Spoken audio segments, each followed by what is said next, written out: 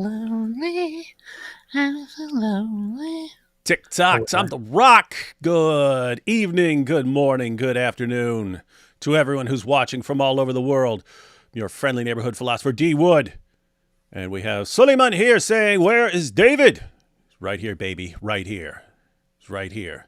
And with him, Right here, baby. is the apostate prophet. That's me. Apostate prophet. And we will be talking about one of the most prestigious awards a person could ever win. Some people strive for the Congressional Medal of Honor, if you're a soldier. Actors strive to win Oscars. If you've done really, really great things in America, you can win the Medal of Freedom and so on. But only one person can win Antisemite of the Year in 2024. And that person was Candace Owens. It kind of strikes me as a political move this time. I was kind of expecting there are many candidates, especially this year, that have been really trying very, very hard to reach the status and receive this award. I would say that I would place some people above her when it comes to the performance in anti-Semitism. However, there is one thing that is significant about her, about Candace Owens, which is that she has had a very large impact, more so than these other jokers. And she has made a full twist and brought it to the mainstream to share this wonderful wisdom after much research, meaning reading her comment sections, to that Israel is evil, Jews are wrong, Jews are evil, Jews are basically behind all the problems in the world. Excuse me, not Jews, Frankists and Zionists. Frankists? It's Frankenstein! Look at the message they tried to send in that book, that they're creating a monster! Frankenstein! Oh, so what you're saying there is there are obviously people who hate Jews more, who have more deranged conspiracy theories about Jews, but why Candace is special this year is you already had people who were following Nick Fuentes, right? You had those kinds of people, but people would look at that group and go, "Oh, come on, these guys are a bunch of Nazi creeps, right? They're not gonna be caring much what these guys are saying." And these guys already had kind of all the influence they're going to have. Maybe they pick up some more people as they go along, but that was already kind of a done deal. We know what kind of followers you have and so on. Whereas Candace has been building up a following for years of like conservatives and so on.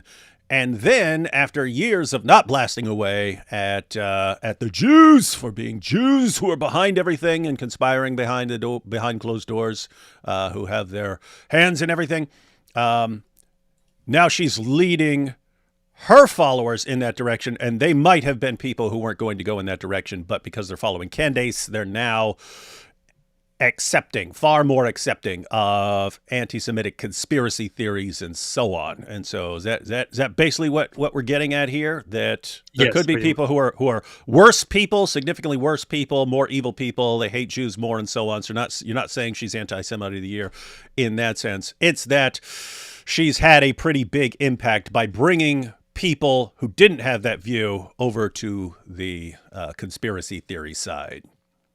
Yes.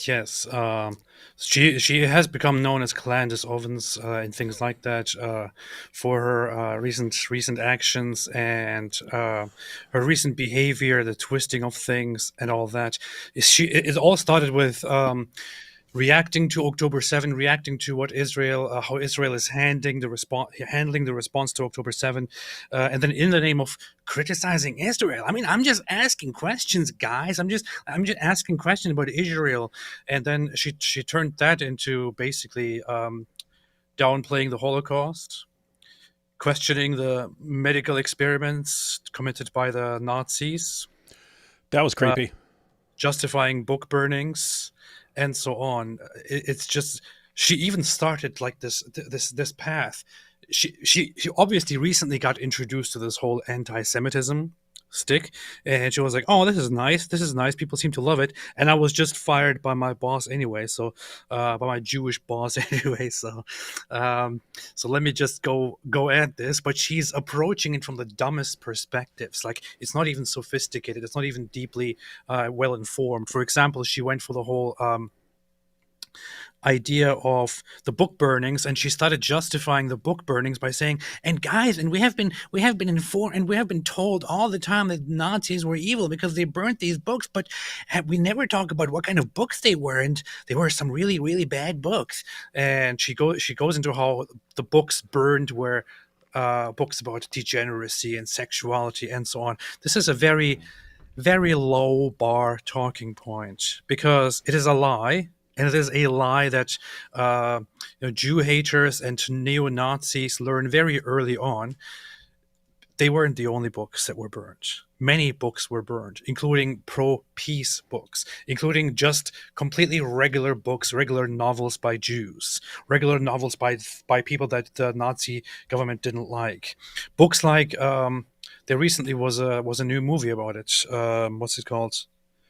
All Quiet on the Western Front, a German novel written in the late 1920s. The book was burned. It wasn't about sexual perversion. It was about how harsh it was to be on the front and to be kind of disregarded as a soldier of Germany. The Nazis burned it and accused the author of being anti-German and pro-peace pacifist propagandist and so on. It wasn't just perversions and degeneracy and all that stuff. She's going down the route of approaching these pro-Nazi talking points from the most ignorant perspective.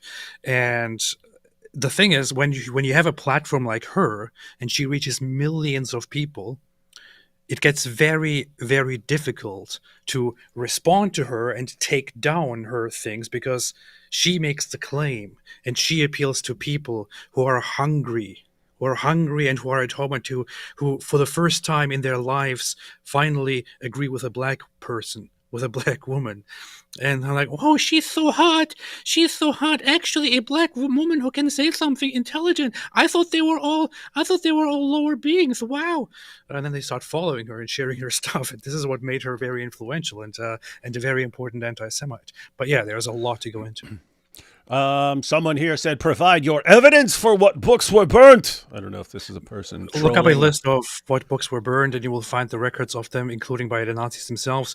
You will find on that list the book I just mentioned, All Quiet on the Western Front. People have read it. Lots of people have read it. It's a very well-known book. There is nothing perverted in it. Yeah, They just didn't like it. Yeah, so I guess the idea. So here's the idea. Am I right, AP? That the Germans decided, hey, we're going to have all books that aren't in line with our propaganda. We're going to just go around burning those books so that people can't develop any ideas that are contrary to ours. And among those books are books promoting some sort of degeneracy. But also any books that were not in line with their propaganda. And so Candace comes out and defends them and says, "But look at these books that were promoting degeneracy. That's all the Germans were against. They didn't want this degeneracy." And you're saying they were actually burning all kinds of other books, and it was actually more because it wasn't in line with their propaganda. Yes, and then she ends up defending it.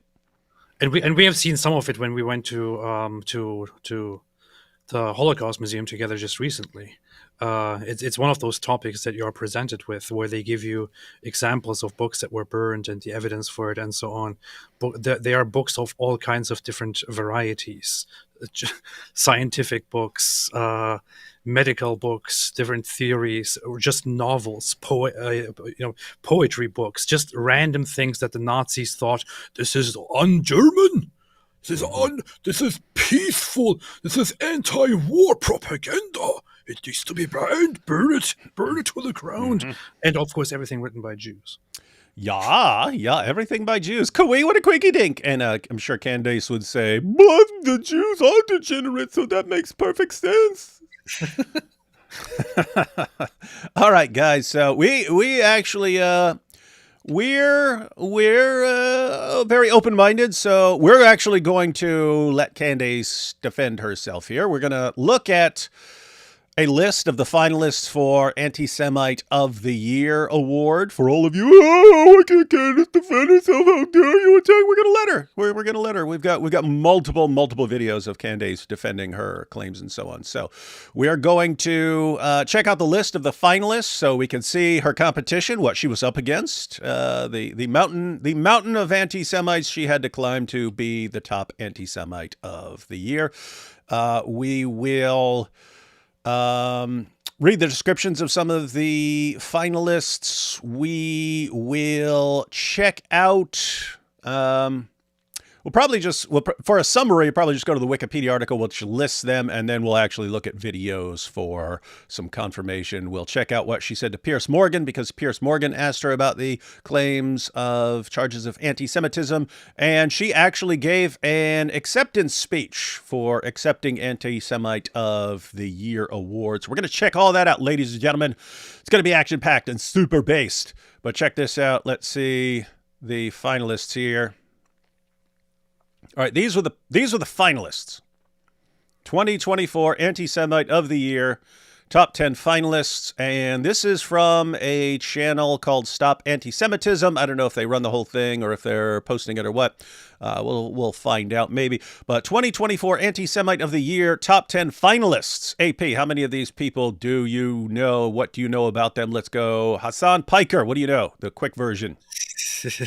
Online gamer, streamer, or gamer turned streamer, who is one of the least informed people with an opinion online, but also very popular.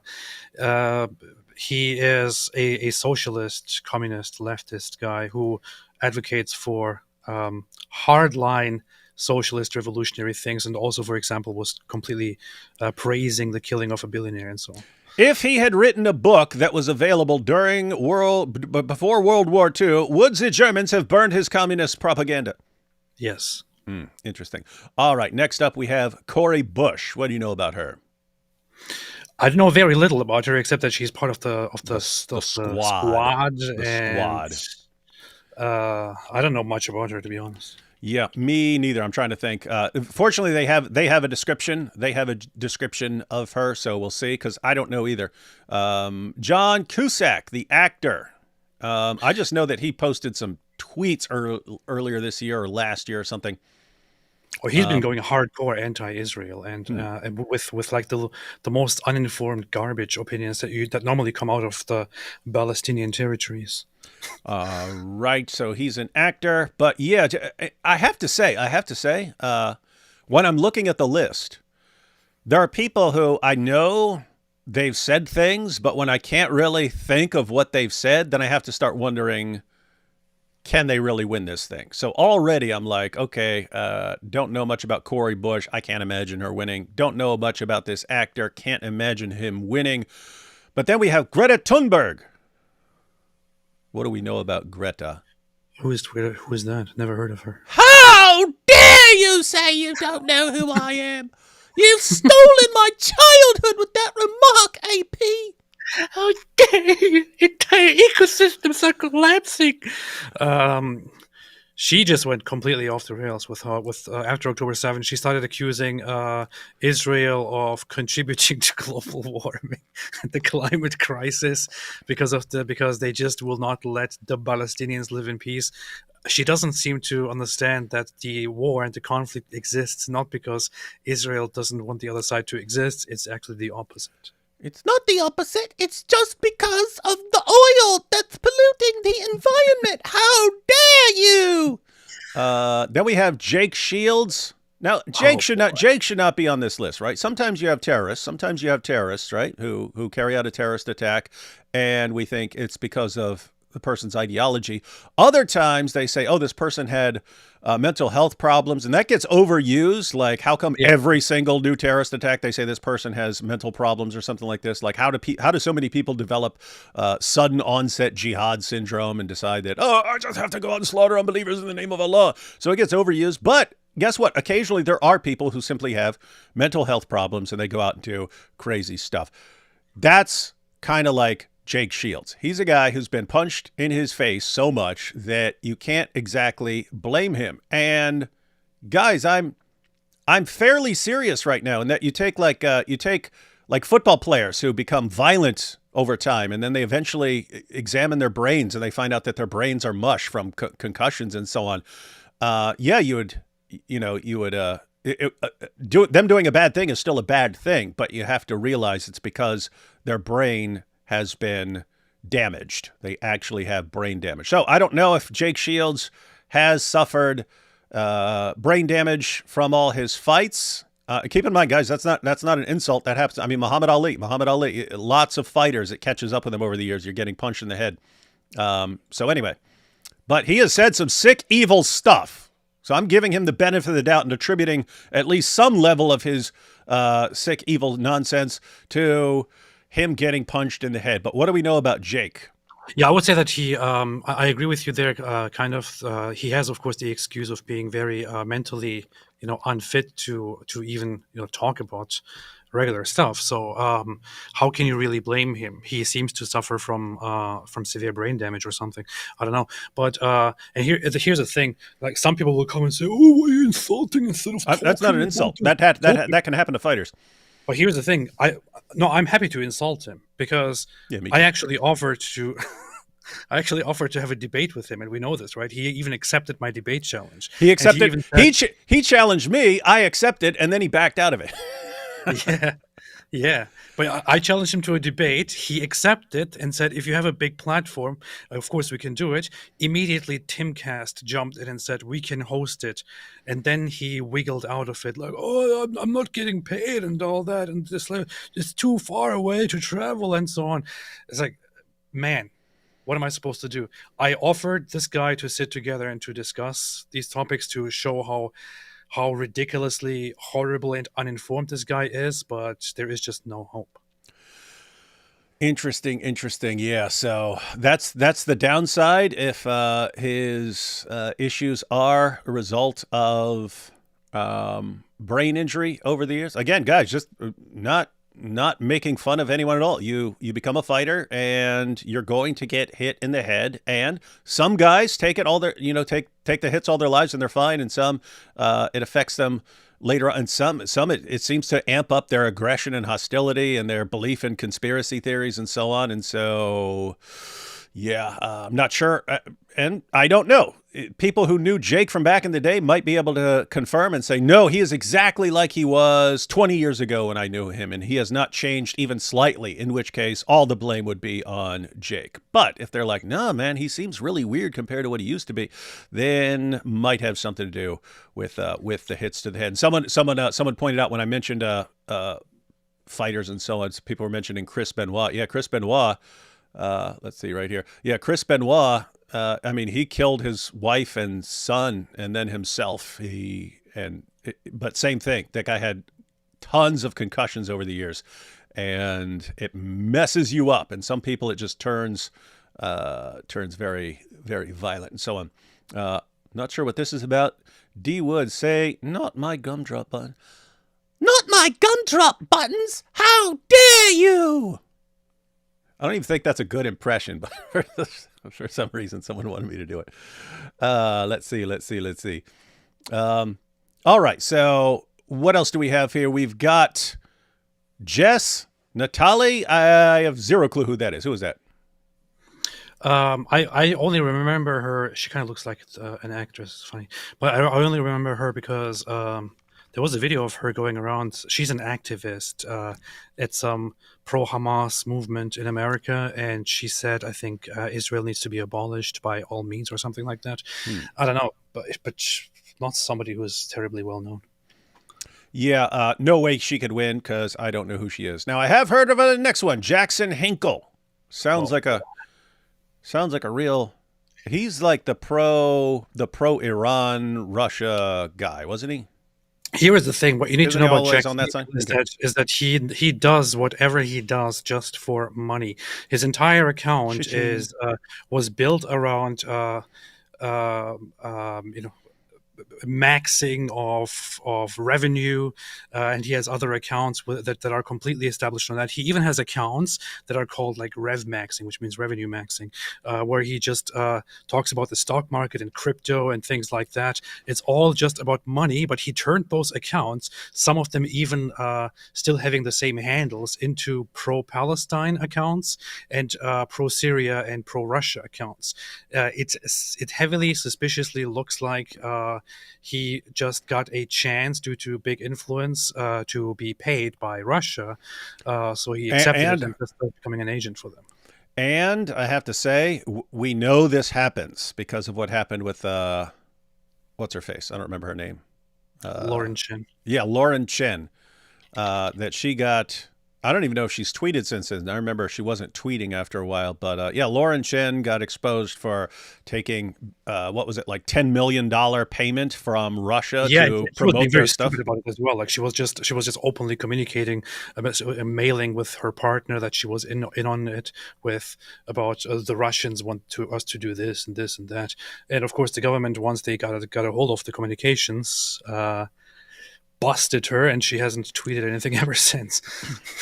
And then we have Candace Owens. We already know about her. We're going to be seeing plenty from her. Then we have Dan Bilzerian, whom I didn't hear about until I never heard of him until like a couple months ago when he started popping up. But go ahead Oh and wait, give wait, us the wait, wait, wait! rundown. Very important information on Jackson Hinkle, by the way. He had a somebody mentioned this in chat, but he had a Russian girlfriend who was like who was a model or is a model or something like that from Russia directly, who lived with him for a while and who separated from him. And after separating, I think went to Russia or so, but she said a few things when people asked her, and said that he is a very sick and abusive, narcissistic guy who, Hmm. by the way, doesn't care in private at all about the things that he talks about online. Hmm. Interesting. Interesting.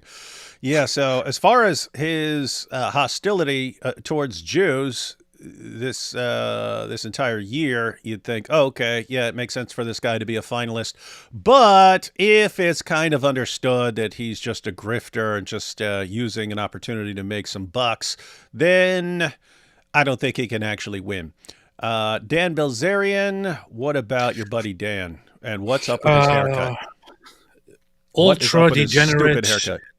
ultra degenerate, if you want to judge degeneracy, which is very, very ironic because many of these people happen to be people who grift and try to appeal to certain parts of the population by saying, oh, the degeneracy corrupting society. And then they will accuse Jews, for example, of corrupting society and spreading degeneracy and so on. This is the guy who he became famous because his father was rich and he went gambling and so on, Must be and nice. started having prostitutes and online models and so on, always in bikinis or naked on his property, filming with them, doing little videos and little gigs with them, shooting his guns and so on, and basically firing all his money away. There was even a point where a lender said that they are that they are a danger of not being able to get anything back or something like that, and he had to declare bankruptcy. He got in trouble for kicking a woman in the face at a bar during a fight, which he then later said Well, what did she do? Maybe it's her fault. he said he was I'm just breaking saying. up a fight. I'm a But feminist. if I was breaking up a fight, I wouldn't kick a woman in the face. Yeah, it's kind of funny because after I became a Christian in jail, like I broke up a ton of fights in prison. I jump in between them. I'll go, guys, you want to go home? Don't you want to go home? Do you want to go home? Do you want to go home? What's more important to you, hitting this guy or going home and stuff like that? But I never kicked anyone in the face while trying to break it up. Never crossed my mind there. Oh, let me break this up. Whack! Aha! In your face. That's kind I of weird. remember seeing this guy when I was like first on social media, I don't know, a decade ago or so, and thought it's. I thought back then, well, it's really messed up how people love to support somebody like this, that they get nothing in return from, who contributes nothing to society, and who does nothing except live a completely, lavish, degenerate life that he himself only enjoys because he has a rich daddy, and people are just watching it and sharing it, and they're like, whoa, whoa, look at this. It's so dumb. But anyway, the guy has nothing in his brains, and he has recently started adopting this whole anti-Israel, anti-Jewish narrative, including spreading propaganda such as that the Jews in Israel have no connection to the land, and the real Semites are the Palestinians. Completely stupid, ridiculous, ignorant talking points that you could debunk in a minute if you sat together with him. But unfortunately, he's not one to talk. He's just one to speak in an echo chamber. And he actually comes up in Pierce's discussion with Candace Owens on anti-Semitism. But just let me be clear here, because again, I've only seen him a couple times that he's popped up. Like if you're talking about Cori Bush, you say, okay, why is anyone paying attention to Cori Bush? Okay, she was a congresswoman and so on, so I get that. Greta Thunberg, we know how she rose to fame. Candace Owens, she's been a political commentator for many years. We understand why people are listening to her. As far as Dan Bilzerian, did he have any sort of redeeming feature for why we should listen to him, or was it just rich guy losing money and gambling, and somehow people end up paying attention to him? There's literally no redeeming feature at all. Okay. Nothing at all. No contribution to society. And then we have here at the end, we have Bassem Youssef, whom you can't stand. I actually think he's hilarious, even when I disagree with him. But what's your take on Bassem? I honestly, whenever I see Bassem speak, I turn it off and don't want to pay attention, because he annoys the crap out of me. I don't think he's funny. He's just very embarrassing, and he has these very terrible takes. And he's I don't know. I don't like the guy at all. Look, you could be evil and still be hilarious, right? Of course, but I don't think it's like you're always telling me, you're like, okay, Hitler was wrong about a few things, but he's the greatest speaker of all time. But that's different. His speeches are the most eloquent. All right. Have you seen the paintings? The paintings are the greatest. All right, everyone. So these are the finalists. These are the finalists for 2024 Anti-Semite of the Year. I would scratch off like 5 of them as no way they're going to win.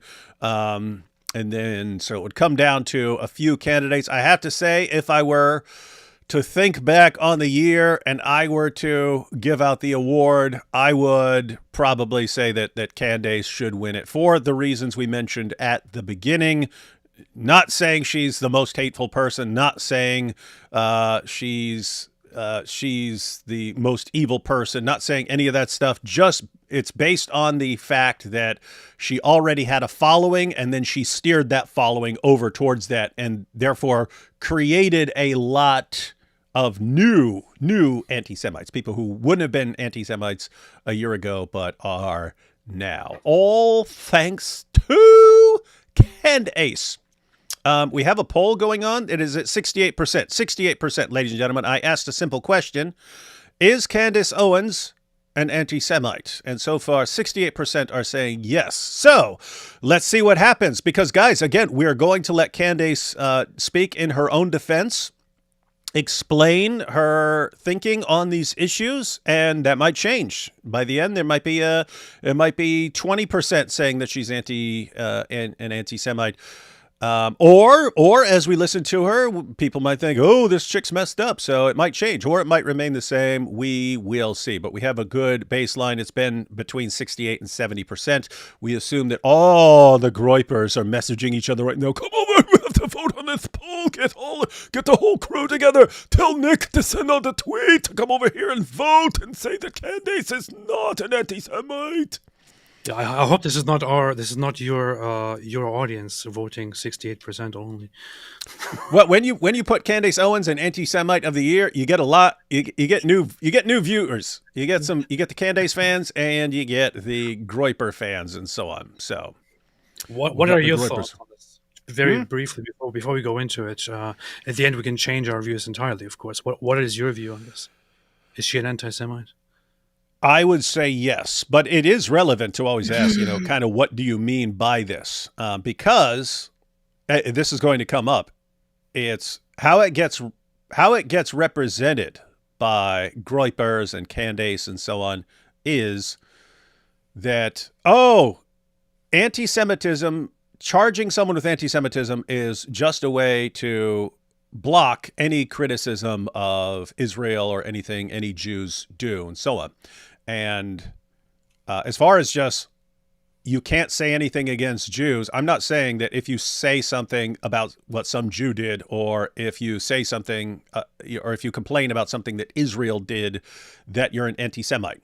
That you could look at something Israel did and say this is wrong. You could look at you could look at the war right now and say we need a ceasefire. That would not make me think that you're an anti-Semite. You could say, look at this evil thing that Jeffrey Epstein did and so on. What sort of sick nonsense is this? It wouldn't cross my mind that you're an anti-Semite. It's sort of, for me, it's like a pattern of behavior. You start fixating on things. You start going to conspiracy theories where I'm looking at them going, there are perfectly reasonable explanations for everything you're saying right now that doesn't involve the Jewish conspiracy that you're appealing to, but you become obsessed with it. You start going through history and finding any event you could talk about and blaming Jews for it. That's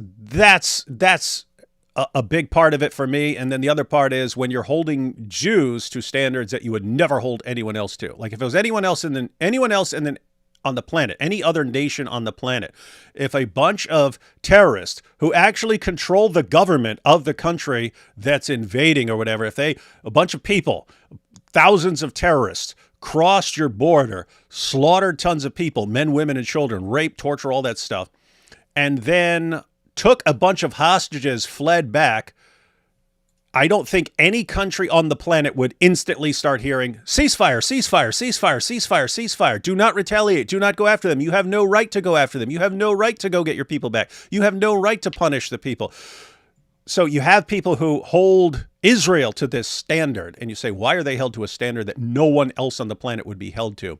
And even when you're examining what they've done, we pointed out many times, if you look at the civilian to combatant ratio, that is better than pretty much anyone else in history. They have a better track record in this war than pretty much anyone else in history would have gotten. And I don't think anyone else would have gotten this ratio of civilian to combatant deaths if they were put in the same situation. Namely, there's a bunch of guys, they're using human shields, they're hiding under schools, that's a nightmare situation. I don't think anyone else would have done as good a job as Israel. And yet, it's not just, oh, guys, you haven't been careful enough. I could actually understand that. Guys, look, you need to be more careful because look at that baby who just died. I don't care how many warnings you said. I don't think you're insane if you're saying, hey, be more careful or something like that. But it's not. That's not the charge. It's genocide. It's ethnic cleansing. It's like, wait, what are you looking at here? What are you looking at here? When you look at one of the best records we've ever seen in the history of urban warfare in terms of how careful they're being, and all you see is genocide, they're trying to wipe out everyone. To me, there's some other factor involved, and I don't know what the other factor could be. It seems like it just, unless it's just what we call antisemitism. Jews are in a different category in your mind. They can never do right, and so you're always going to condemn them. So that's my views on there. Yeah, my view is, yes, she's an anti-Semite. Notice, D. Wood, Christian, always provides evidence for everything he says. AP just says it and expects everyone to believe it. Agnostic, draw your own conclusions. All right, what? Let's watch. Okay, no, didn't want to watch it yet. Just wanted to go through what they said. So this is Stop Anti-Semitism. It's that time of year again. Vote and help us crown the 2024 Anti-Semite of the Year. Some nominees might even be proud to make this infamous list. Last year, Rashida Tlaib swept the vote. Interesting. So she won the 2023. This year, 10 new Jew haters are competing for the dishonor. Help us pick the top 3 to be announced on December 15th with the ultimate Jew hater crown on January 6, 2025. Wait a minute. Crowned on 2025? They already crowned her, didn't they? What? Who? She already won. Sorry. Why are they saying it will be the ultimate Jew hater crowned on January 6, 2025? How'd she already I don't win? know. Anyway, okay, we'll figure this out. That's when they get So, very famous. I don't know. I have no idea. all right, so guys, we'll go rapid fire through. This list. We've already pointed to all the pictures, but Hassan Piker, Turkish-American streamer, uses his Twitch platform to glorify terrorism and spread anti-Semitism. After the October 7th Hamas massacre, Piker defended the terrorists, denying documented atrocities like mass rape and murder. Despite violating Twitch's community guidelines, he profits while spreading hateful propaganda. Then we have Cori Bush has cemented her reputation as a staunch anti-Semite through a disgraceful voting record, ties to Jew haters, and support for pro-terrorist mobs on campuses. Hours after the October 7th massacre, she blamed Israel's apartheid policies instead of condemning Hamas's atrocities. Following her re-election defeat, Bush scapegoated the Jewish community, specifically AIPAC, for her loss. Oh, you see, the reason I lost is not because my insane, deranged policies are suddenly becoming unpopular in the United States because they don't work. No, it's the Jews. John, what is it, Cusack or Cusack? I don't know. John, let's say Cusack, once a popular actor, has repeatedly spread anti-Semitic slander. His X feed is rife with blood libel, conspiracy theories, and vile tropes, comparing Jews to white supremacists, denying Hamas's October 7th atrocities, and falsely claiming Israel created Hamas. Despite past apologies, his ongoing rhetoric exposes his deep-seated hostility towards Jews. Greta Thunberg has turned her climate activism into a platform for Jew hatred. That's another kind of side issue. I mean, is that like Greta had all the climate people on her side, and then she goes full anti-Semite and so on. Since the 10/7 massacre, she joined keffiyeh-clad protesters voicing disdain for the Jewish state, from chanting Crush Zionism at protests to targeting Israeli Eurovision participants. Thunberg's activism now fuels anti-Jewish hostility. Jake Shields, what? I wonder if we are going to get to a point where the conversation comes up about whether opposing Zionism or opposing Israel's existence is inherently anti-Semitic or not. But there is just one thing, which is whenever people have a problem with a country around the world, notice the only time that people have a problem with a certain country, and then they suggest immediately that this country should not exist or should be abolished, is when they are talking about Israel. It never happens when we talk about different countries. Never happens. We talk about the different countries and how horrible they are, how terrible they are, all the things that they have done, and so on. And we talk about how messed up they are, and they are not our partner, and this and that.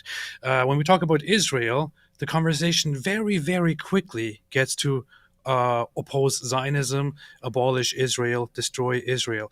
If Israel was abolished, by the way, what would happen would be that those who want the Jews killed and oppressed would take over, and they would do what they want to do. They would kill and oppress the Jews. The other side is not oppressed inside Israel. But yes, the only country where people immediately resort to abolish it, destroy it, it shall not exist, is Israel. No other country ever is held to that same standard with that same attitude. That is correct. And so all the people calling for, from the river to the sea, Palestine will be free. There's a question. What do you do with the Jews there? You can't say put them under the control of Hamas. We know what would happen. So you would say, oh, okay, we'll just deport all the Jews back to where they belong.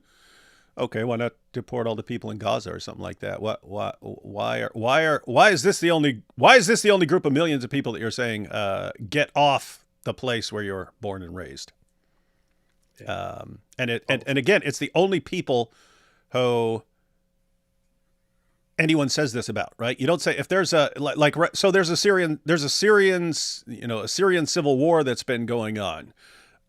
You have calls for Assad to step aside and things like that, but it's just weird. You don't say, Syria has no right to exist. Syria should be wiped out and given to someone else. So anyway, it's just, yeah, it is interesting. But Jake Shields, former MMA and UFC fighter, uses his massive social media following to spread anti-Semitic rhetoric. He denies Hamas's violent sexual assaults during the October 7th massacre, promotes Jewish control conspiracies, spreads lies about Israel, and praises terrorist organizations, doubling down on his Jew hatred throughout 2024. A lot of people doubled down on it. He tweeted, I think today, which was, I don't know if you saw that. It's a typical Nazi anti-Jew cartoon that he posted where an extremely stereotypical looking monster version of a religious Jew is eating the flesh and organs and blood of an American figure. So basically implying that the Jews are controlling and destroying America from within and so on. This is like typical Nazi propaganda that was going around, and he posted this. And notice also that he gets away with that kind of stuff. Somebody makes a joke about the Irish people, for example, the other day, and gets suspended. Interesting.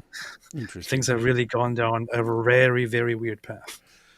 Jess Natale, we don't know her, a Brooklyn-based content creator behind So Informed, spreads Jew hatred disguised as news.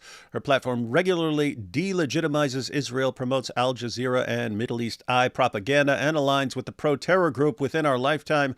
Natale's feed is filled with blood libel, pro-terror imagery, and false claims about Israel, all while ignoring ongoing hostages in Gaza and rising anti-Semitism. Her so-called activism masks her hatred for the Jewish people.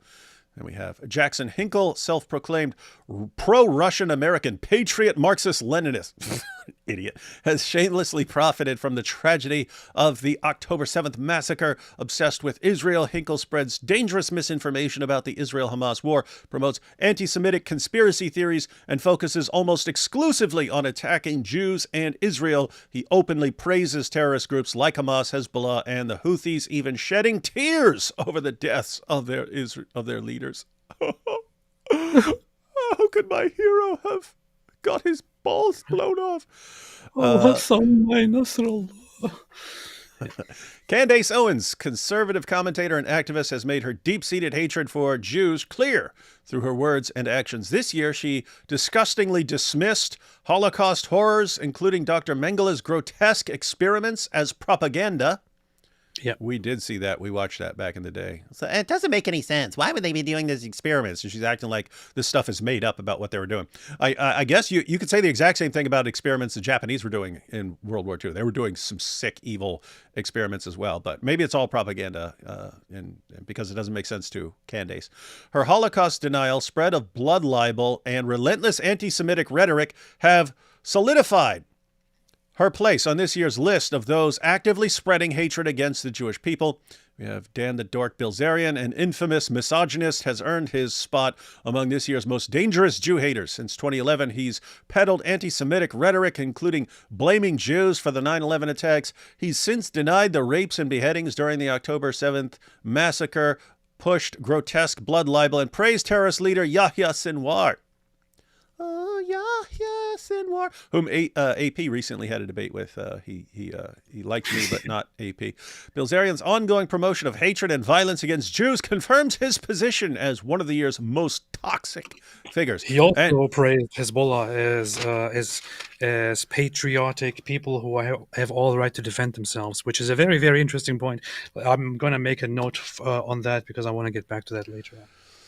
And Bassem Youssef, an Egyptian-American anti-Semitic agitator with a massive podcast following, uses his platform to spread harmful misinformation and conspiracy theories about Jews. His most egregious moments include falsely accusing Israel of killing its own citizens during the October 7th massacre, denying Hamas's atrocities, and claiming Jews exploit a victimhood card. His influence amplifies these toxic narratives, fueling the global rise in anti-Semitism. So killing its own citizens, I guess he's talking about like during the attacks. Um, Yeah, he says that Israel mass killed their own civilian population on October 7, and bases this on the same repeatedly debunked reports that he uses repeatedly again and again. Whenever he is refuted, whenever evidence is presented to him, he ignores it, and the next day shares the same propaganda again. He argues that the most people killed on October 7 were actually killed by Israel, which is a horrible, horrible lie. So that's different from what Candace says. Candace says that basically the Israeli leaders knew about the attack in advance, and they wanted it to happen, and that's why they didn't deal with it, and they let a bunch of people be killed because they wanted it to happen because they want to go and steal the land of Gaza. So that's different. A person could adhere to either one of those. So you could believe that they knew the attack was coming, but weren't actually involved in killing people, or you can believe they didn't know about it, but they opened fire on their own people, or you can believe in both of them and it's all part of the same plot. But these are some of the conspiracy theories that are going around. These are based on misinformation, but I think we You're based on misinformation. When we get to it, we can talk about it. But there is one thing that in Israel people have been talking about since the attack happened, which is that there were warning signs and there were warnings to different government bodies and security forces and so on. But it seems that there was no action taken and it went ignored because the government, the different branches of the government, were too busy attacking each other instead of taking the threat seriously, which then resulted in this. If you actually talk about it, and I'm sure we can get to this because this is part of the topic, it doesn't make any sense that Netanyahu would know about the attack and stand down. He would be in no position to do that. Believing that Netanyahu has the power to know that an attack is coming and to stand down because he wants to personally solidify his position and take power and grab land and all that is even harder, is even worse than believing in the moon landing, which is, I know, I did this Wait, on purpose. you're condemning people for believing in the moon landing, AP? Sorry, I mean believing in the moon landing. I mean believing in the moon landing conspiracy theories. I mean denying the moon landing. So Believing this is even worse than believing people landed on the moon. it's almost as bad as believing in a flat Earth, to be honest. It doesn't make any sense. Netanyahu doesn't have the power or the status to make such decisions. But yeah, let's go on. Hey, I'm just going to go as far as conspiracy theories that involve the government. Guys, I want to point out that there's a reason I almost never believe them. Now, keep in mind, you can have conspiracies. These things do happen. You can have a government plot and so on. But there's a huge problem when you're saying the government is actually involved in this. Your leaders are actually involved in this. Namely, these things would be carried out by an administration, and their eventual opponents would find out about this, right? Wouldn't they have access to government records? In other words, I'm talking about other conspiracy theories, like the U.S. was behind the 9/11 attacks. It was the George W. Bush administration's plot to, guess what? Seize Arab land for the oil, right? So that's the plan. We're gonna attack our own people, bring down these buildings, all so we can go and take over Arab land and take over their oil. That was the theory. No, it's one version of the theory. There are multiple theories, but so the U.S. government did it. George W. did it. Okay, well, suppose George W. did this and they had this plot. Doesn't George know that another administration's coming in a couple of years and they're gonna what? They're going to have access. They're going to have access to all this information. If you're talking about a plan to bring down giant buildings and what that would require, there's a lot of people involved. What doesn't the next administration find out about this stuff and know all this stuff? Okay, if you wanted a slam dunk case against the previous administration for the next election, Wouldn't you want to bring that stuff up? Wouldn't you be like, hey, matter of fact, let me No, tell you what the last administration did. Yep, that 9/11, all that stuff, right? Don't be blaming the Muslims. Nope, that was our own leaders. Here's the documents, we're releasing them to the public. Case no, closed. no, no. That It's that because you have just all you have just people. wiped out an entire political party overnight. No, it's because all the government, they're just giving you Everyone. the illusion that they are different sides. They are actually all working together. And it's They are all all in it, Jews. And and they're they're all all working for the Jews. Jews. But take this, get this. It's actually deeper than that. They only appear to be Jews, but they're actually lizard people who are changing their skin to appear like Jews. And what's the situation with Bibi? AP, does Netanyahu have a bunch of political rivals? Yes, bigly. That's So what. he, That's currently one of the biggest things to talk about in Israel right now. People talk about Israel all the time, and mostly they talk right now about the war and different military actions within Israel. It's kind of split right now. The discussion is between the war and Netanyahu's war with different branches inside the government that have been going back and forth, and the secret services are trying to get Netanyahu. He's trying to get them. Different contenders are trying to get him, and he's trying to get them, and so on. There's a big infighting going on that has been going on for quite a while. So to to suggest that the same secret services that are seeking dirt on Netanyahu and that want to take him down would collaborate with him on October 7th is ridiculously stupid. yeah,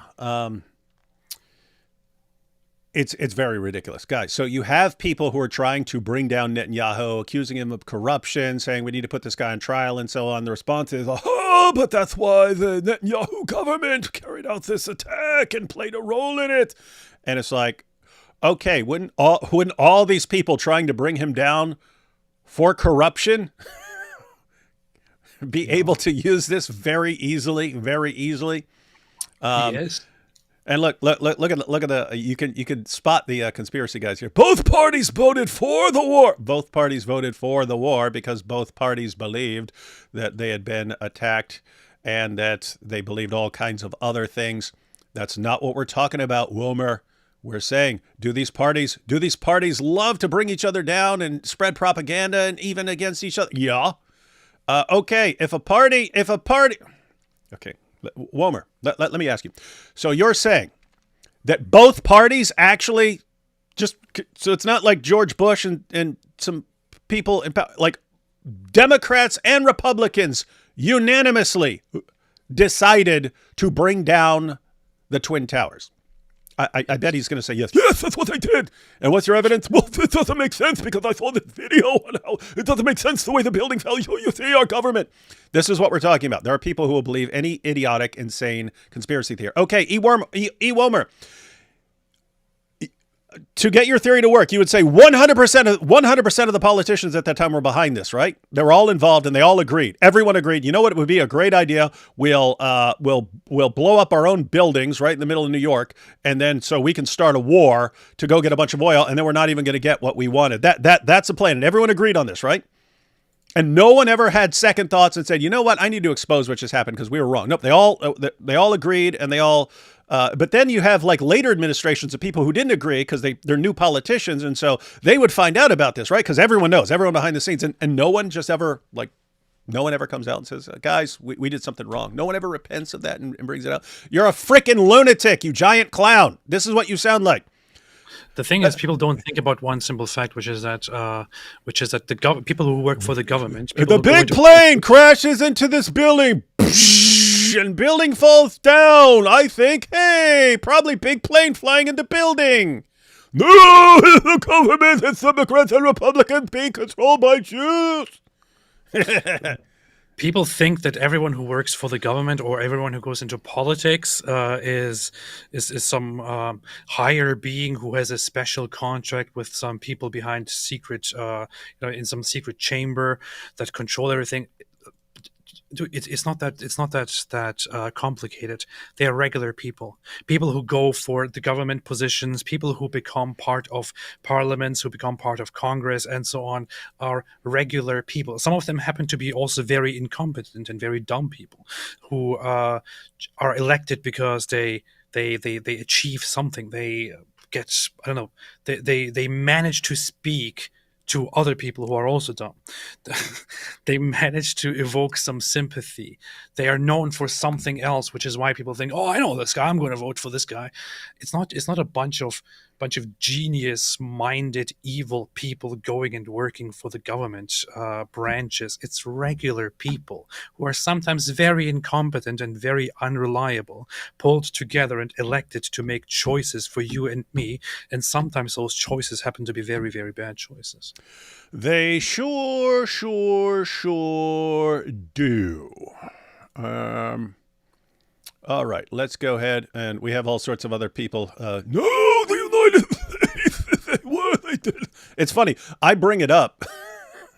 I bring it up to explain to people why I tend not to believe that, the government was behind this and it was a government plot.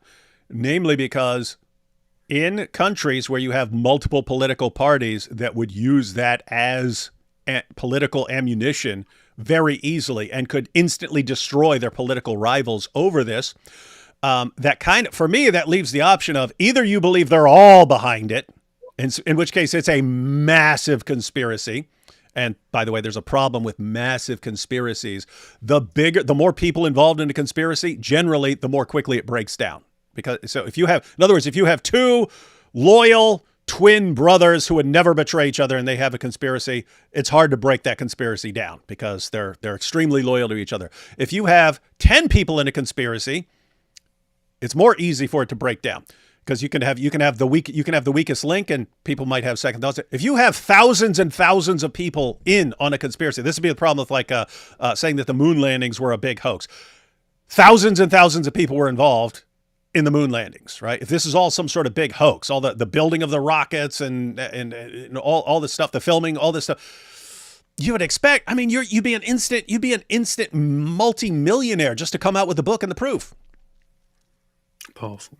So every one of these things, every one of these times you're saying a conspiracy, there are conspiracies that would be very quickly known and uncovered by people who are involved or by their successors and so on. If they have really good incentive to expose them, but never, ever do, then if I'm looking at the evidence and I go, why do they have all this stuff about these guys landing on the moon? I go, because they land on the moon? No, because of the conspiracy by NASA, because they want to do this, blah, blah, blah, the government.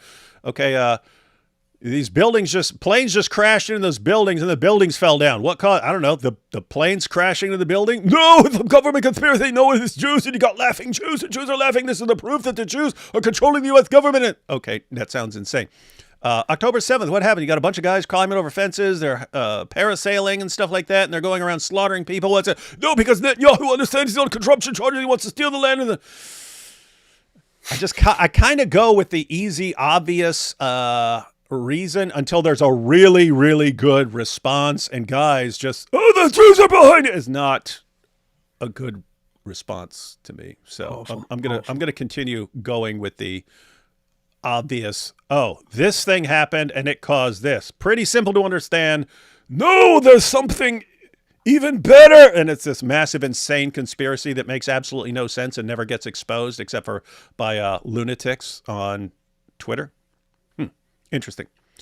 All right, so we're backed up on Super Chats. Let's go through a couple Super Chats, and then we'll see the award, who won the award. We already know who won the award, but we'll check that out, and then we will listen to Candace and her acceptance speech and her talking to Piers Morgan and things like that. Joyous Advent from Tokyo. God bless. Don't let AP say Tokyo. He'll do it with an offensive accent. Tokyo. Muhammad's wives when they catch him with Diha in the boom boom room. So that's what you've been doing in your night journeys. Hey, can you imagine if what really happened as far as the night journey background is Muhammad snuck out with Diha and his wives where'd you go? What happened? What happened? Where'd you go? Oh, I was with the angel Gabriel took me on a magic donkey ride. It's funny. He could have been, oh, the original version was, oh, the angel Gabriel. He took me on a magical ride, and I ascended into the heavens with our wonderful journey. And like, but you never left your bed. So, oh, you're right, I never did. Well, we already know what happened is that he peed his bed. He had a Yep. dream and he peed the bed. And he said he went on a ride, and when he came back, his bed was still very, very warm. Mm-hmm. That's it. Yep. From the Xbox to the Wii, PlayStation will be free. That's true. We want true. free PlayStations. Gutes Sagen to both of you. I wanted to inform you that a terrorist attack took place in Germany, Magdeburg. 11 people dead, 60 to 80 people injured. Now, AP, there's still more. This is breaking news and so on. I don't remember if it was when we were live yesterday or on during This Week in Jihad, but I remarked that, there could be attacks because this is a popular time of year to do attacks, Christmas and New Year's. They like to go after Christmas markets and so on. But before you go on with this topic, I want to say that there is information coming in about this attack that that's what I was going to say. That this may not be an Islamic terrorist attack. Yeah. There is information coming in, and so first off, yes, there is a terrorist attack that happened, or an attack that happened, and people died. Lots of people were injured, and I wish those who were left injured and anyone else all the best. Always thought German Christmas markets were one of the best things about Germany that I remembered. However, the attack, not 11 people, but 2 people are dead so far. 68 are injured. Some of them are severely injured. But the thing is, while everyone, after so many Islamist terrorist attacks, thought that this is an Islamist terrorist attack initially, apparently the person who committed the attack was identified as a Saudi Arabian guy who came to Germany as a refugee and who worked there as a doctor and psychiatrist for many, many years, and who is actually anti-Islam and pro-West, and has accused the German government of helping the Islamization of Europe and so on. And the thing is that, as far as the way it looks right now, the person has been identified and is actually known on Twitter, has 40,000 followers. In fact, he has been following me, and I have been following him very recently, since August or something like that, for no other reason other than I saw that this person is anti-Saudi Arabia, so I thought, oh, interesting, we'll follow. So apparently it turns out that he had some beef with the German government, and he was recently going crazy and accusing, in some very paranoid looking posts, of the German government of working together with Saudi Arabia and trying to crack down on political and religious fugitives, and trying to kill him and trying to act against him and infiltrating the ex-Saudi Arabian refugee movement from within and trying to destroy them and so on. And he made a post. I was looking at this earlier. Apparently, he made a post several months ago saying, if they try to kill me, then we will slaughter them, or some crazy things like that in Arabic. So here's the thing. It turns out that this guy, either he did not do this in the name of Islam, but because of different things, and I really want to sit down tonight and tomorrow to read more upon this, and wait for more. Or, as some people have speculated, this guy had a very long-term plot and came in as a non-Muslim refugee to then carry out such an attack, which seems a little bit absurd to me, honestly, that he would, apparently because he came to Germany a long time ago. Apparently he lived in Germany since 2006 or something like that. So so basically it does happen that people will say, oh, let's say, hey, I'm an atheist, I'm in Saudi Arabia, I'm in danger, so let me come there. And they're not. But you're saying that would be kind of weird. This guy comes in and then spends 20 years waiting to carry out his attack. So I'm just learning things within the last 2 hours or 3 hours or so, and loosely following the updates. But I will talk more about. It's funny because the guy has been following me apparently, and has also shared certain things that I did. And earlier I saw Suleiman Ahmed post, "The terrorist was a fan of the apostate prophet," and post, Suleiman said that.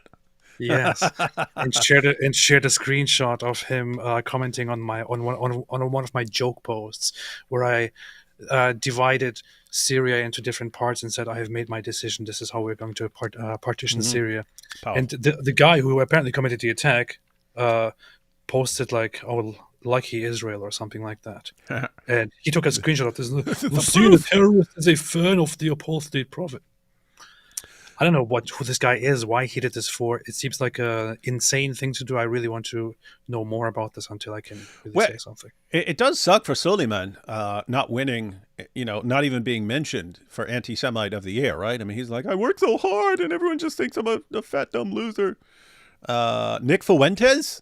Fuentes, not even on the list, and you got some random chick that I've never heard of, and they don't even have Nick Fuentes. That's gotta suck, man. It's like, I thought I was so important to these guys, and no, they think you're just a loser in his basement. Pelican74 says, David, how much does Israel pay you for these views? Lots. It's right here. I get 13,000 shekels per week. 13,000 shekels per week. Cash money. That's how much. Now you know. So this was the yes, Gottes Segen to you too. God's blessings. Skyscraper Philosopher says, seen that Saudi German terrorist was ex-Muslim. Yes, we just talked about that. But you posted that before. Candace, an Antisemite. I did not see this coming. Get it? I did not see this coming. Shame that Dennis Prager propped up this immortal grifter and supported her in her early years. He must feel terrible about it now. Well, she's going to mention Prager as proof that she's not anti-Semite. I actually don't think she dislikes Jews. I think she's just dumb. Well, that's pretty rude. I love the work you do, but I have to disagree that democracy is a good system. Objectivism for the win. No gods or kings, only man. Yeah, it works well wherever it's tried. Oh, wait, never has been. Thanks. I'm thinking in terms of intensity. Jake Shields in terms of popularity. Jake's nephew in terms of actual public influence. Candace Owens. Okay, so in intensity, Jake Shields. In terms of popularity, Jake's nephew. In terms of actual public influence, Candace Owens. Who's Jake's nephew? Do we know who Jake's nephew is? Jake's nephew is Hassan Piker. Was that a joke or is that true? It's true. Really? Yeah. They are related. He's his nephew. What a dork. I guess the dork gene runs strong in that family, ladies and gentlemen. Greta equals Swedish Aisha. No, she's way older than Aisha now. Thank you, fam, for challenging anti-Semitism. We have not even begun to challenge anti-Semitism, Isa. You'll see. I agree with AP that the Nazis were the most evil people ever, but they were created through the societal degradation of Weimar Germany. What you'd say is when your society starts falling apart or degrading or something like this, that this allows people to jump in. I never said the Nazis were the most evil people ever. So I'm not sure why you agree with me. Yeah, don't be putting words in AP's mouth, Zappy97. I would say that the Nazis were really, really messed up and really evil. And Hitler himself was really, really, really messed up and one of the worst people to ever make it to a government position and to lead a nation and so on. And his inner circle was full of incredibly mentally unwell and sick and evil, messed up people. But I wouldn't say that they were the most evil people ever. Candace Owens walks into hell. She's relieved it's not run by the Jews. Love your work. Keep up with the good fight. Stay away from Islam. True. Very based. Ida says, you know it happens because it happens to you because you are paid by the Mossad and Shin Bet. Yes. That's true. We know it happens. Oh, I think that was, we know it happens that people get paid for stuff because Lauren Chen actually got exposed for taking millions of dollars and stuff. So yes, but how we know because we get the payments, we get the fat stacks of shekels. We get the hikmah. Chag Samiyach, happy Hanukkah. Put on your yarmulke, it's time for Hanukkah. So much Hanukkah to celebrate Hanukkah. Just Natalie, who is this thalidomide baby? Get this big chinned mask looking out of the race. Not my anti-Semite waterhead. What is this? Terrible, terrible. Candace Owens is one of the worst because she's a scorned, bitter woman. Ever since her ex-Jewish boyfriend, she's been on a rampage against the Jews. So-called you're calling all these Nazis out. Look at this stupid stuff here. Like this, the people that come in here. Dan said, "Oh, really, AP? Hitler worst, but communists kill count 200 million, not bad guys." This is just an example of what kind of brain dead people come into this discussion because they are Hitler fans or Nazi fans. When did I ever, let alone today, when did I ever say that the communists were not bad guys? When did I ever say that the USSR was not bad? On the contrary. Yeah. I don't know. When did he say Stalin's paintings were great? You probably don't keep things like this in mind, but I have even on many occasions said that the communists were horrible, that the Soviet Union was disgusting and atrocious, and so on. Because I'm not the leftist, opposition to your Nazi mind. I'm actually consistent, Dan. Idiot. Yeah, and I think you could have a serious debate on who was more evil, the Soviets or the Nazis. And they absolute scum. They killed many tens of millions of their own people. And the things they did with Ukraine, just going in there and destroying all their food, destroying all their crops, bringing in food sniffing dogs to find out where they had food, where they were hiding seeds or anything, getting rid of it all, and then just starving the entire population. That's pretty much as sick as you can get. And that's kind of like in my thing as well. Ukrainians have every right in the universe to say, we do not want to be controlled by you guys ever again. It's kind of funny because the same people who are like, "Oh, never say anything about the communists, about the USSR." Screw the communists; they're all a bunch of freaking lunatics and morons. You happy? They're the same people who support the one side that early on made a deal with the Soviets. The Nazis made a deal with the Soviets. They were allied. They were partners. They were partners in crime. They were trying to take over Europe together. Of course, the eventual plan was to backstab each other and to kill each other. But they made a deal against all the other free nations. They were both sick, and I can say, in my opinion, looking at it, the Nazis were worse than the Soviets, but the Soviets were also not very far off. Merry Christmas, guys! Big hugs. It's not Christmas yet, Powerful, but it will be soon. It is for me. Would one of you, including Robert, get in contact with Candace to educate her on the history of this conflict and why she's wrong? I don't think we'll be trying to contact her, but if you want to, then you're welcome to contact her and say we'd like to see a discussion between her and Robert Spencer or AP, whatever she wants. What debate. You need to know about Candace Owens is that she is not somebody who is interested in facts and changing her mind and learning about the truth and all that. She is interested in grifting, going for a certain agenda, and so on. She's not somebody that you should respect as somebody who is just ignorant and could learn about the truth. She's a grifter, a liar, a fraudster, and she does much of this probably because of her husband or things like that. And I know very well. I sent her. She blocked me just because I responded to her to something that she said on Twitter with a post about Andrew Tate attached to a clip where Andrew Tate admits multiple times to being basically a human trafficker. She blocked me just for that, which is just a sign that she is one of those people who, when faced with evidence, will just turn it off. and keep shouting the propaganda. She is not an honest person. She's not a respectable person. She does not care about the truth. She's a scam, a fraudster. And that is one of the most racist things I've ever heard in my life. Thank you.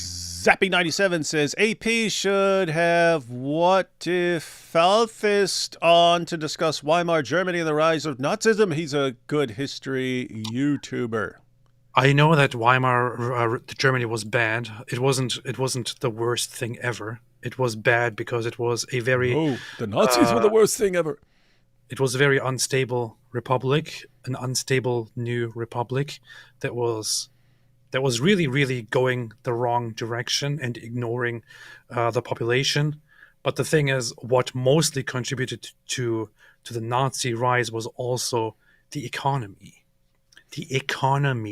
And the sanctions and the conditions imposed on Germany after the First World War by you had the Allied you had to bring nations. like suitcases of bills to get a loaf of bread. That's how worthless the Allies currency was because of after inflation. the World War, they tried to punish Germany by imposing the worst conditions on Germany and turning it into a protectorate and denying it the right to even have a functioning military and so on. It was basically Germans were left humiliated and poor and unable to live while watching the elite be rich and while watching Europe get more and more rich. So this helped very, very much to create a lot of hate within Germans, within the average German, against the Allied nations and against the rich. And it also was a very great opportunity to say, oh, there are some people among us who are not affected by all of this. They seem to be doing quite well. And who are those people? The Jews. Doesn't really have anything to do with the fact that they have been very much unaffected because they have been pushed out of society and have gone their own way this entire time. No, it's probably because they are oppressing us. Powerful points. Billy Carson says, in the Sinai Quran, Muhammad wasn't gay. And this is how we know the Sinai Quran was a forgery. Fake. The whole interview... Oh, this is actually correct. Apostate of Allah says, the whole interview was, I subscribe to... This is Candace Owens. I subscribe to Haaretz, so I basically know everything about Israel and Palestine. Candace is a cartoon. Guys, that's actually what she says. That when she's challenged on, how can you believe this? How can you believe? Well, I subscribe to Haaretz, so I know. That's her defense. Ignore my typo. Yes, I sent a super chat for this. Yes. Sheikh Billy Carson taught me the Hanukkah did 9/11. I still don't know anything about Billy Carson except that he has some weird cult or something, and he got schooled recently. This award is dumb and pathetic. She and the clown that worship her makes fun of it. By naming her, they made her more of a hero. Again, the Jews showed how terrible they are with PR.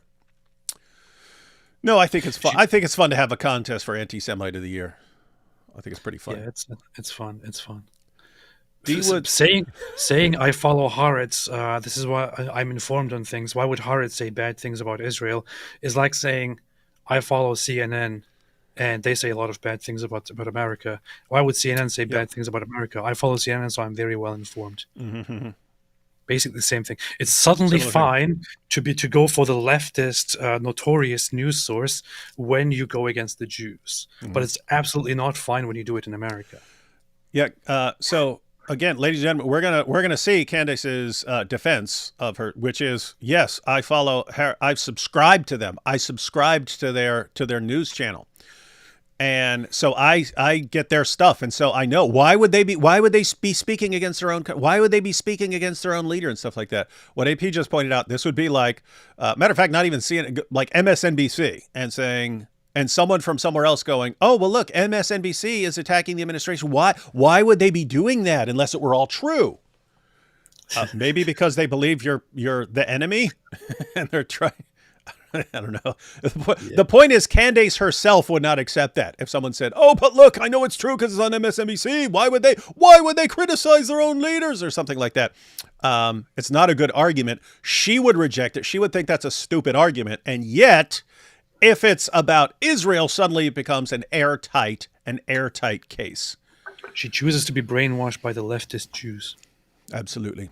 D. Wood's Greta sounds like his Ali Dawa. Oh, yeah, it does a little bit. No, I think Ali Dawa just sounds a bit like Greta, except she's got a bit more bass in her voice. Apparently, she's a huge fan of Andrew Tate, too, lol. Yeah, that's why I keep calling her Candace, because every time I call her Candace, someone will message me after, why are you calling her Candace? That's very rude to mispronounce. No, that's how her good friend Andrew Tate pronounces her name, and she loves it, so I'm just respecting her wishes. Candace. Candace. Sheikh Mike Wingjalinge. I heard a Mossad agent was caught stoking Islamophobia in a German holiday market. Why is it AP? Why is it? Oh, I heard a Mossad agent was caught stoking Islamophobia in a German holiday market. Why isn't AP talking about this? Good point. Mossad agent tries to... Guys, so the conspiracy here would be, if you wanted to make one, would be that this guy was a plant by the Jews. So he accepted in the very early 2000s to be a Mossad agent, and they told him, infiltrate, get into Germany, claim that you're an atheist, get into Germany, spend, 18 years or so there, and then carry out your attack. But hopefully don't forget to tell everyone that you're a Muslim to stir up hostility against Muslims. So we'll need to do something. We'll need to do something to steer blame towards Muslims over this. So start saying you're a Muslim. And then the guy apparently forgot, and people think he's an atheist and so on.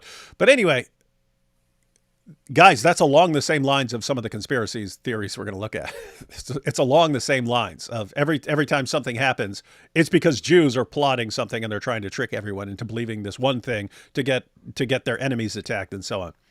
So that wouldn't be far away from the truth. It wouldn't surprise me if some people actually have a conspiracy theory like that on this issue. Torino, no comment, but thank you. Pair character bowing down saying thank you. That's a super sticker. Thank you, Daniel. Venus says, AP, BB, not only does he have all that power, he can see me through my phone camera and blow me up whenever he wants. Really? That's good. True. That's good, man. Wow. That's true. Ryan says, can't you tell me how to wipe my butt with Hikmah and Halal Touch? AP credit. So that's a very good song, man. It's powerful. Just came out. Good. Yeah. In the Sinai Bible, the moon landing didn't happen. It did. No, that's the Sinai Quran. Is AP a self-hating Muslim? Yes, he is. Yes. He despises his Muslim. It's the Jews. That's true. It's always true. It's always hilarious how much Al-Qaeda brags about 9/11, yet Americans believe it was an inside job. We won't even allow them bragging rights. It does suck. Imagine the planning that has to go into carrying out a terrorist attack like that, and you're successful, and then the response is, ha, America did it to themselves. Wouldn't that suck if you're the terrorist? Like you go through all this work. It's the same thing. It's the same thing with the October 7th attacks. Like they put all this planning into it. They got Iran getting these weapons to them. They find ways to go under the fence. They fly over the fence. They go through the fence. We got videos of all this happening. And then it's, oh yes, Israel's behind it. Like, what? Can't we get the credit we so crave? What? Hamas to this day has never ever claimed that it was Israel killing their own people. Hamas, from the very beginning, acknowledged and took full responsibility for all deaths, for all killings. And we're bragging and celebrating. Proudly declared it. They did say one thing, which is that killing or targeting civilians was not part of the plan. It was something went wrong in the planning, and those people who then came after our first fighters of the Al-Qassam brigade, the Hamas fighters, started killing the civilians. So the funny thing is that Hamas themselves actually blame the killing of Israeli civilians on other Palestinians. They say it wasn't our Hamas fighters, it was other Palestinian militants who came with us, or Palestinian civilians who came with us who started killing Israeli civilians. That's Hamas's claim. Of course, that is also BS, because we have directly on camera the Hamas members going from house to house and shooting people, executing them on site, and so on. And that's the answer you get from someone who's being paid by the Jews. Candace rejected AP's love. That's why he's angry. You see? That's true. Yep. He was trying to be friends with her. She shot him down. Noticed that he was a stalker, and look what she does. Now AP's all broken up over it. David, explain 9/11 was Jews in Ali Dawa's voice. 9/11 was Jews. Okay, that's very simple, actually. Yo, so think about this, yeah? So you got these big buildings, yeah? And then this plane be flying into it, yeah? But think about this. How the building gonna fall down from the plane? Could the plane be hitting up here, yeah? Not down here, but then the whole building fall down. But you want to know how we know? Because then we look over and we see these Jews. We see these Jews over there laughing. They's like, ah, ha, ha, ha, ha, look at this. And they's dancing, yeah? They's doing dancing. No dancing is haram, but they over there dancing. And look, they got the little Sigmund Freud over there. He's going dancing. So you tell me what makes more sense. The Jews did it, and they're proud of that. All right. It's about what I could come up with. It's good. It's pretty good. Let's see. Do you think the rise of anti-Semitism and the rise of far-right parties in Europe could have problems for Jews in the future? Yes. Yes. We both agree yes, we think that's a yes. Why was Muhammad's navy so amazing? Because of the abundance of his seamen. We did land on the moon and the Germans helped. You tend to mix every conspiracy theory in a dishonest conversation. People know theory A doesn't mean theory B is wrong. You don't need to slander. What the heck is this talking about? Germans helped what? What is this about? Do you know what this is about?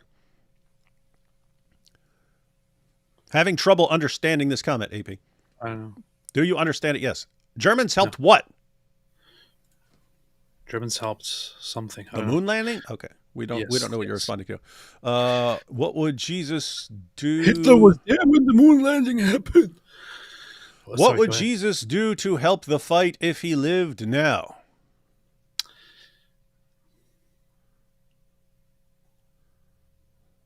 You know what's interesting about that question is you'll get a very different answer from different groups who want to claim Jesus is always on their side and everything, right?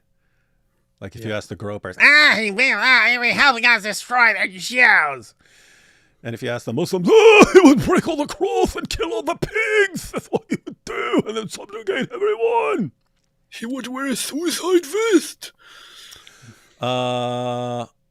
Keith says it's actually Dave Rubin that found Candace. Ooh, David Rubin. Look what you've done. It was actually, I think, Charlie Kirk and some other guys discovered her and were impressed with the way she speaks and said, "Oh, she's a good speaker. I don't care what you say, AP. She is a good speaker. That's really her. It's really her claim to fame." She is. She is a good speaker, but she's also a big liar and also an ignoramus. So you say, but you're the one. Yeah. We're going to trust a jilted lover commenting on his ex who dissed him. Come on. Any books? Any books or other resources that directly address some of these ridiculous arguments raised by the groper crowd? Would love to see a vid by you boys. I'm preparing a video on. I'm preparing a thread on thread. Okay, maybe. On the Holocaust right now, which I also want to turn into a video. I'm preparing a list of things that Candace Owens said to directly debunk them, which I would ideally turn into a video. And I have also forever had a list of things that people have been saying since October 7 to also turn them into a video. But I'm not sure when the latter one will happen. Yeah, I think I'm gonna make a video, hopefully before the end of this year, but it's about something that's been coming up. Just seen a lot of people, including people I otherwise like Calvin Robinson and so on, who are just out of nowhere started flipping out about just the term Judeo-Christian values. It's like, what is this? What is this Judeo? Take the Judeo out of it. And that's very confusing to me because, well, it's pretty simple. If you take something like, hey, human beings are created in the image of God, that's a Christian value. That's a Christian idea, but that's a Jewish idea too. It was in the Torah before there were any Christians. Or love your neighbor as yourself. Okay, that's a command in the New Testament. It's also a command in the Old Testament. So it's weird to just say, hey, you have to only say that this is a Christian value. So anyway, I'm going to respond to a bit of that. Powerful. Let's see. Brother Rashid mentioned he tried to interview Talib. You mean Talib or Rashida Tlaib in the past? No, But no. oh, Talib Talib. is the guy who was the terrorist apparently, or the attacker today. Oh, okay. Seems to have Shia background, so makes sense he's anti-Saudi regardless of apostasy. Oh, so no, I don't know. Yeah, I don't know anything about this because all I know is from what I just heard from AP and what you just said here. So apparently there's another theory that he's a Shia. We do not know. More will come out, ladies and gentlemen. Many in the Reformed and post-millennial eschatology camp say the church has replaced Israel. Their anti-Semitism flows from this. Luther despised Jews. I have to say, even if you believe that the church replaced Israel, that does not mean you need to hate Jews, right? Like there's... You can believe that the church has replaced Israel or something like that. You could believe that and still not hate Jews. You'd still be commanded to love everyone. You'd still be commanded to believe that people are created in the image of God. This is not something new, right? It's a very old idea that it's a very old. Oh, idea they're biblical. There are biblical passages you can point to and come up with this idea. And also a very prominent idea among early church fathers that the church is Israel and all that. But that doesn't really mean what the gropers want people to think it means. And it's also to say the church is Israel, therefore the Jews have no value anymore. They're disgusting and so on. It's just in complete contradiction with the writings of Paul himself. Yeah, and I'm the reason I brought up that there's a distinction between saying that the church is like the new Israel or something like this. But the distinction between that and hating Jews is I have lots of Reformed friends who believe that the church has replaced Israel and they don't hate Jews. So that's the idea. Jacob says... What did St. Paul say about he would give up his own salvation if he could, just to bring all the people of Israel, the Jews, whom he loves so much, into the fold to salvation. Indeed. Some people I know keep parroting Fuentes' talking points, and I'm not sure if there is a counter polemic to the Holocaust denial conspiracy. There's like a trillion of them. There's like a trillion responses. I'm preparing something on it. Yeah, so yeah, it would be good if AP had like a simple, easy video and stuff. But yeah, Jacob, just look it up. We know what happened. We have tons of records. Lots of Germans were put on trial. There were trials. We have records of the trials. We know what happened at the camps. There were tons of tons and tons and tons of witnesses involved who had been on both sides of the war. We know this. It's just you get far enough away, and then you have people who are ignorant of history, and allows a bunch of morons to come in and spread a bunch of nonsense. But Jacob, it's very easy to research. So anytime they bring up some point, just go look it up. Go look it up somewhere. Listen, just very simple. Look up the trial of Adolf Eichmann. Adolf Eichmann was executed in Israel in 1962.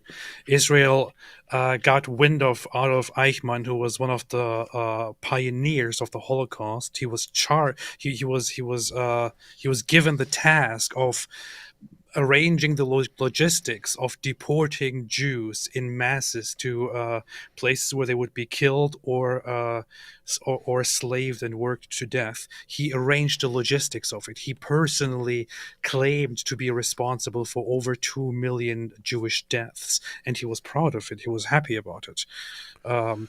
Israel captured this guy in 1960, put him on trial, public trial. All of it is available. You can watch the entire thing on YouTube, actually. You can watch the entirety of it on YouTube. It's just a bit exhausting because it's very long and it's Hebrew, German, English, and so on.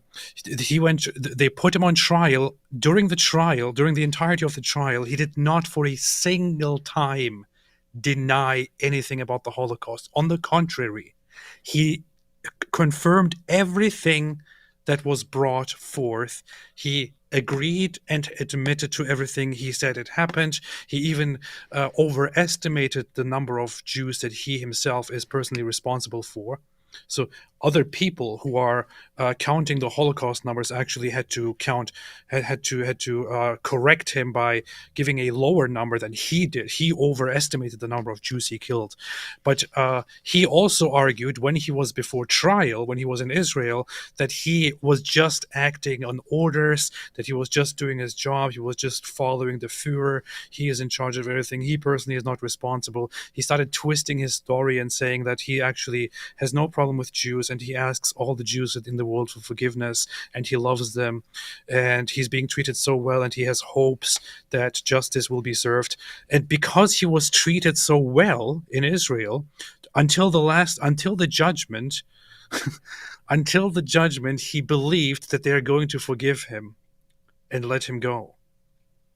When it was then announced that he's sentenced to death, he gets visibly sad and disturbed and says, I really hoped that that you would understand where I'm coming from, and you would forgive me for the things I have done, and you would give me justice, because I personally am not responsible.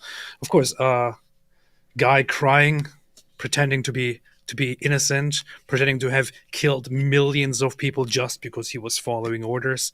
Nobody believed it. They executed him, gladly so. But he was cited by so many other high-ranking Nazis and others as one of the main guys behind the Holocaust. He did not deny it, and we have a bunch of weirdos in their basements been denying it nowadays. It's just so stupid. Yeah. So Jacob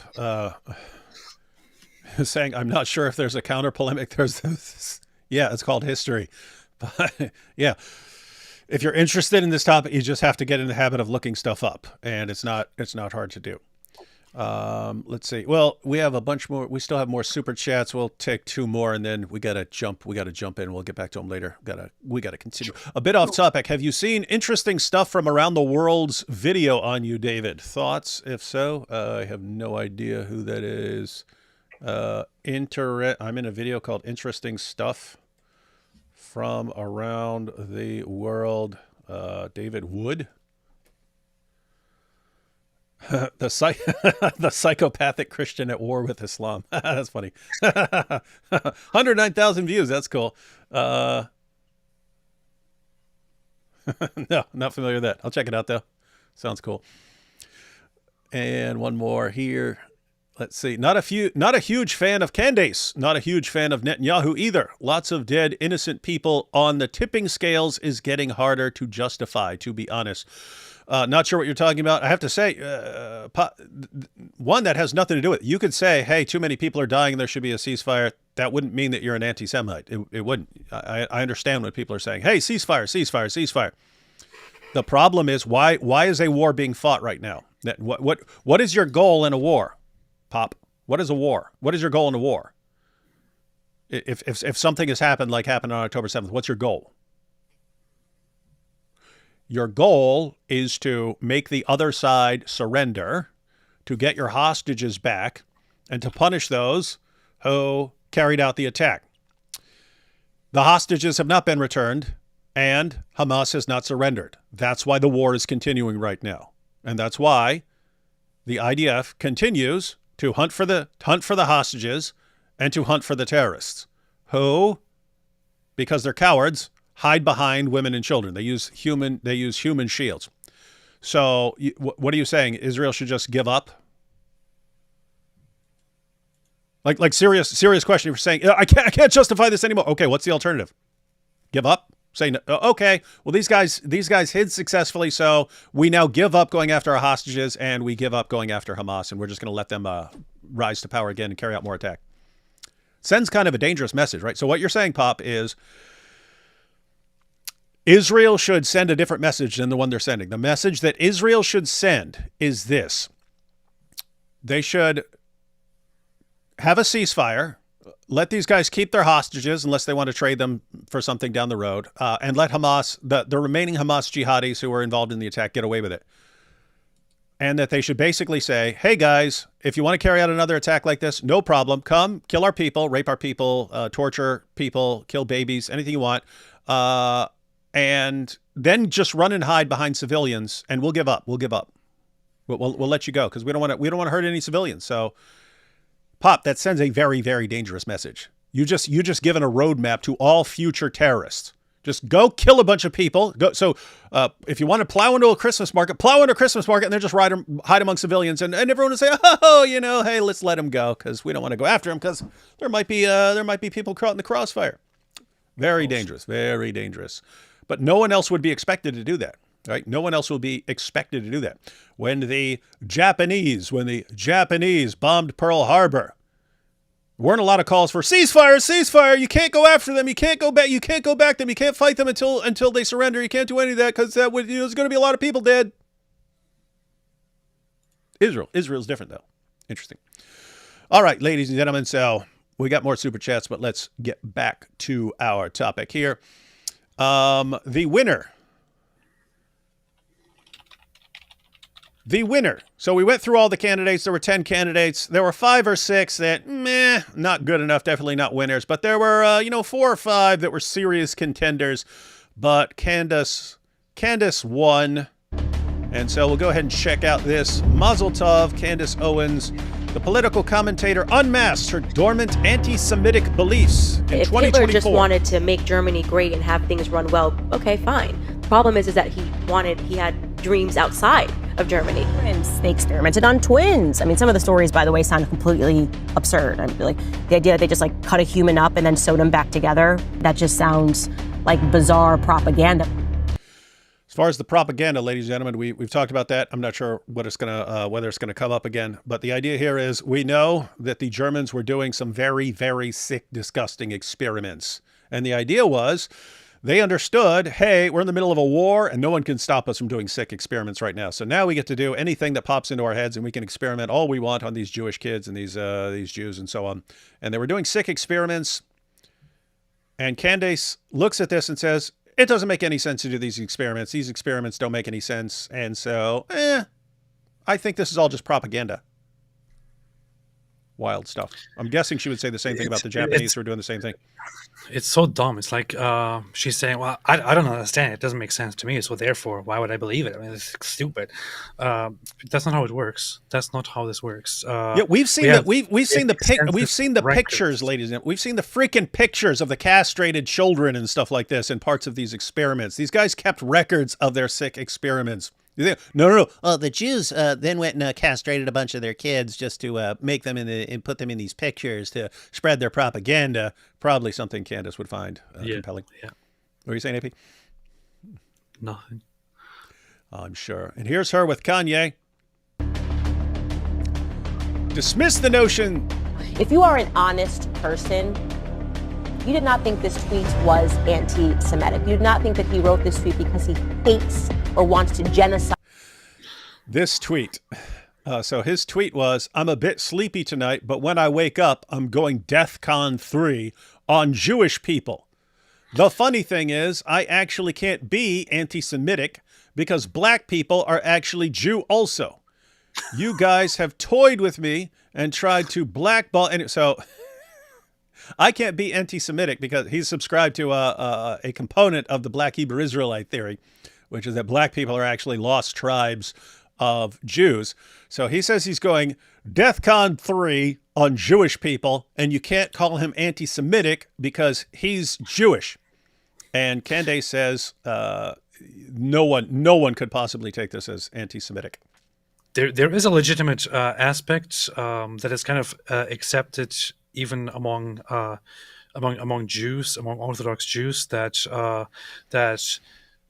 certain people in Africa, black people, are descendants of earlier Jewish tribes and have a very distant Jewish ancestry and are therefore not considered to have ever been non-Jewish in lineage, but that if they return to Judaism, they're considered people who have returned to the tribe and things like that. But to then expand this to all black people are Jews is like, That doesn't even make sense. It's Yeah. that because all black people are not related. No, They're not and all the same people. and their reasoning is pretty insane. I'm talking about specifically the Black Hebrew Israelites. But the Black Hebrew Israelites, their claim is because in Deuteronomy, it said that the punishment for Israel rebelling against God would be that they would be deported on ships. And then they say, but when were the Jews deported on ships? They weren't. But who was? Africans who were taken to the United States, what became the United States, in slave ships. So who are the real Jews? The Africans who were brought to America. So they're not even talking about other black people in Africa. They're talking specifically about the ones who were brought to the Americas, Those are lost tribes of Jews based on a very, very strange. Anyway, Kanye appears to have accepted a bit of this, and now he can declare that he's going DEFCON 3 on Jewish people, and he gets a free pass because he believes that he's Jewish. Now, it's pretty funny. I could come up with some. That would be like me. Like I just start blasting Jews all day. Oh, Jews. Oh, but I'm 2.7% Jewish, so I can't be anti-Semitic. Plus, DEFCON is not a thing. It's called DEFCON. Yeah, it's DEFCON, and I think isn't it worse as you go to 1? Isn't 1 the worst? I think it's reversed, right? It's like 1 to 5 or something like this. I think. I don't remember. It was from that movie War Games. Anyway, let's see. Jewish people. It's like you cannot even say the word Jewish without people getting upset. Yes, you can. I can say I love Jews. That's not very similar to I will go DEFCON on all Jews or on Jewish people. That's, by the way, that's something that Candace and a lot of the people like her do, right? They'll say something horrible, go through some insane conspiracy theory, massive bloodline. What are you doing? You're drinking Christian blood of children, blah, blah, blah. And you say something like that and you go, hey, that's some anti-Semitic weird stuff. What? Oh, look, I can't even question anything about Jews ever. It's like, we're not talking about you questioning it. Going back to AP, going back to what you were saying earlier about, what do you mean by anti-Semitic or something like that? But think about this. So people like Candace, if you bring up and you say, hey, we think you're anti-Semitic because of this, this, and that. They go, oh, so I can't even object to what a nation is doing. I can't object to what a nation. Keep in mind, she's saying this to Piers Morgan. Piers Morgan condemns what Israel's doing every time I see him. Yeah. I don't think he's anti-Semitic. I don't think, even though he's disagreeing with Israel and constantly objecting to what is going on in the war and saying they've taken it too far, they've killed too many people, it's awful. It doesn't cross my mind, hey, you're an anti-Semite. Why? He's not clinging to every insane conspiracy theory that comes along and saying that Jews are behind everything. He's not doing that. So what I'm saying is, guys, this is a smokescreen. I'm going DEFCON 3 on Jewish people. And they go, whoa, hey, God, be careful. It's sounding anti-Semitic. Oh, look, you can't even say the word Jewish. I mean, the same guy who literally went and said, especially Hitler deserves respect, who said that the Nazis were cool, who said that a lot about the Holocaust is it needs to be, is wrong. A lot of propaganda about propaganda. the Nazis. It's just propaganda. Hitler did a lot of good things, especially Hitler, and so on. He was of course, the guy here, of course, not at all anti-Semitic, not at all, man, not at all. What gives you the idea? And look, you can't even bring up the word Jewish or kill millions of Jews without being called anti-Semitic. What's wrong with the world? You can't even run insane medical experiments on little Jewish kids and so on without being called anti-Semitic. What's so wrong weird? With people? What's wrong with the world? Every person who speaks about Israel has to basically say a statement that's like, I don't want to get killed. We don't have that about any other country in the world. Wait, what? AP, are you familiar with this? You can't bring up Israel without saying you don't want to get killed? What planet is, that's all I see when I go on Twitter. Jews, Israel, Israel. All these people are getting killed, AP. They're all killed and they all know they're going to die. Isn't it just hilarious? For years now, these people have been going around saying, "Oh, the only group you can't talk about are the Jews." And they talk about them 24/7. The last 2 years, all we see is people blasting and spreading all kinds of lies, saying whatever the hell they want about Jews without any repercussions, without any consequences at all. In fact, it seems to be a really quick, easy way to become very, very popular. Yes. Just start blasting away at Jews, and all of a sudden you'll have 1 million followers cheering you on as a hero. And somehow, if I suddenly turned and said, after supporting Jews and Israel, after closer examination, we discovered I have come to a big realization, and I started making a thread about this and talking about how Israel is the bad guy and Jews are bad, I would become probably much more popular. You would be. I would make money. You would be the hero of Muslims everywhere, the hero of gropers. You would get paid, dude. You'd be like, hey, $13,000 a week that Nick gets? Ha! Chump change. Chump change. So, guys, I mean, this is what we're talking about. You can sit around, we got to get rid of Israel. We got to get rid of Jews. Can't stand Jews. And someone say, hey, you're sounding like you really hate Jews. What? You see, I'm not even allowed to talk about Jews. You see, this is because the Jews are behind everything, and they control everything, and they control the entire world, and we're not allowed to bring it because they'll kill us. They'll literally kill us. We all know it. What's she saying here? She's saying if you talk about Israel, you're going to die. She just said, if you talk about Israel, which millions of people do all day, every day, you're going to die. You're going to die, everyone. Why is there this one thing? Why is there this one thing that no one's allowed to talk about ever, and yet people do all day, every day? It's so weird to me. I don't get it. You're not allowed to talk about it, but you do all day, every day. It's so strange. Let's see what she says. Because every person who... That's why. There are two things I want to say very quickly about this, which is one thing is it has... It can be seen now that talking ill about Jews and Israel is a very popular thing to do right now, and nobody gets in trouble with it. It's actually people get platformed for it and so on, make money off of it. The same thing is not true for talking against Islam and Muslims, for example, which people were forever saying there's an Islamophobia industry and so on. Where, man? Where is it? Where is it? I haven't seen dime one. We don't quite have the same luxuries that somebody has who says a bad word about Jews. But here is the thing, and this is very serious, and this is also a word to Jews, leftist Jews, a part of leftist Jews in the West who have contributed to the current environment and who have contributed to this, which they are suffering from now. Since some people have been saying this forever. You had groups like the ADL and others that were monitoring anti-Semitism. They were stupidly overreaching, and for some very strange reason that I never ever understood, also trying to condemn Islamophobia. Now it's biting them, and it's hurting them, and now they're complaining, and now they're talking about the environment it has created where everyone can talk trash about Jews and nothing happens. It's because certain leftist Jewish influencers have also bought for the longest time into this idiotic idea that there is something wrong with Islam, with being against Islam, and that it should also be condemned like anti-Semitism, which to me never ever made sense.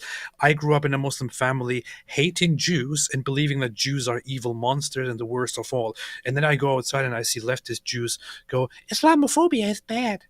You freaking morons, you imbeciles. And the conservative, actually religious, Orthodox Jews have not engaged in this, and they have forever called on the liberal leftist Jews to get their stuff together and stop being so stupid with their social activism and all that. But I must say, the current environment from which Jews suffer the most is also partly a result of what some leftist Jewish movements and individuals have done to the public speech over the last years. We have Magic Weather saying, Christian Zionist scumbag yapping and can't debate anyone about the topic. He's just furious because the anti-Semite card isn't working anymore. We all know the real history, idiots. Who are you even responding? No idea. He's got to be responding to me, right? AP, are we scared to debate this? AP, are we willing to debate Candace? Wait, is there a Christian Zionist here, or who is he talking to? I don't know who he's talking to. I don't know if he's talking to someone in the. I don't know if there's a Christian Zionist. But yes, we would be happy to debate this with everyone. Yeah, set it up. I actually have an upcoming debate which is being arranged with one of those campus encampment leaders. That's going to be happening on some channel. The guy, we watched the video. The guy who was debating Mossab Hassan Youssef and the former Hamas hostage Israeli woman, who was debating her and looking kind of ridiculous. I'm going to debate him soon. So you see, you're scared, and that's why you're debating him. Yeah, what planet do you live on, dude? Powerful. That's what they do. Looking for some more dumb comments here. There are plenty. There was someone. Where did it go? There was one thing. You're lying. You're saying there are no repercussions. You can get canceled for some. Yeah, you'll get canceled for saying death to Jews, death to Israel, because platforms have. Some platforms do have rules about that stuff. Imagine what would happen if somebody said, "I will go DEFCON on Muslim people." Yeah, and so I will go DEFCON. Or if you said anyway, I will go DEFCON on black people, or DEFCON on white people, or DEFCON on this, or DEFCON on that. It's okay if you're saying it about Jews, according to our friends here. The Jews. All right, so let's see what she's saying here. She's saying. Anyone who questions anything about anything has to be worried because Jews will kill you. Let's see. Every person who speaks about Israel has to basically say a statement that's like, I don't want to get killed. We don't have that about any other country in the world except for the one that, took over ours. And that's the truth, okay? We are an occupied nation. The United States of America is an occupied nation. We are occupied by Jews. Jews have occupied and controlled us. No insane conspiracy theories here. And the result is that you can't mention Jews or Israel or anything critically, or you have to be in constant fear for your life because Mossad will be coming to kill you or the government will be coming to kill you. No, there's nothing deranged here, ladies and gentlemen. Nothing deranged about this. This is a very typical conspiracy theory that also was one of the main things that the Nazis pushed to vilify the Jews, that their government has been overtaken and is controlled and occupied by Jews, and that basically all world governments are being occupied by Jews. The Jews are in charge of. It's just such a wild idea. It's kind of flattering. It's I bet it must feel kind of cool to be a Jew, and I've seen people saying that in the chat, saying it makes us feel really special. I mean, think about it. If imagine they accuse you as people who are like a tiny minority among the world nations of being in charge of basically the whole world. That's kind of a compliment, right? It's like you're saying, hey, these guys are awesome masterminds, right? It's like, okay, like the greatest masterminds ever. Interesting. Man. Just like within all communities, there are gangs, right? Gangs can form, we understand this. What if that is what is happening right now in Hollywood, if there is just a very small ring of specific people who are using the fact that they are Jewish to shield themselves from any criticism? Yeah, and guys, so it always comes back to this. You can say, I'm going to slaughter all Jews, get rid of all Jews. You say, hey, what are you doing talking about this stuff? Oh, look, we can't even mention Jews. Is there a secret group of Jews who control everything that seek to silence us?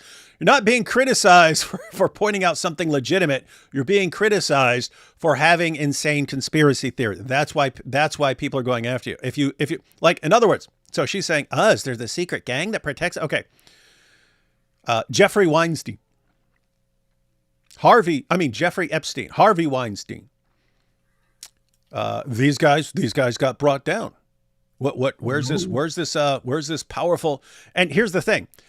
These guys were rich enough and could hire enough lawyers and stuff to shield themselves for a long time. And they could use their power and influence because Epstein was a billionaire. Weinstein had a huge production company, controlled all kinds of stuff. The idea that, it's just because there's a gang of Jews, what do you need the gang of Jews theory for when you can explain it the same way you would explain how Cosby got away with it for a long time? He had money and power and influence. You don't need, maybe there's this secret group of black comedians who are all running things behind the scenes and keeping people from questioning them. Rich, powerful people can get away with a lot of stuff for a long time. You don't need the extra conspiracy. It's borderline Occam's razor. Hey, this guy's very rich and very powerful. How does he keep getting away with stuff? I don't know. Because he's rich and powerful? No, it's because there's a secret gang of Jews that are controlling this behind the scenes. The funny thing is, it was also, by the way, when it comes to Harvey Weinstein, it was actually Jews who initially exposed him, and because he went against the group, so they excommunicated him from their Jewish gang, and now he was punished because he didn't have the protection of his Jewish gang.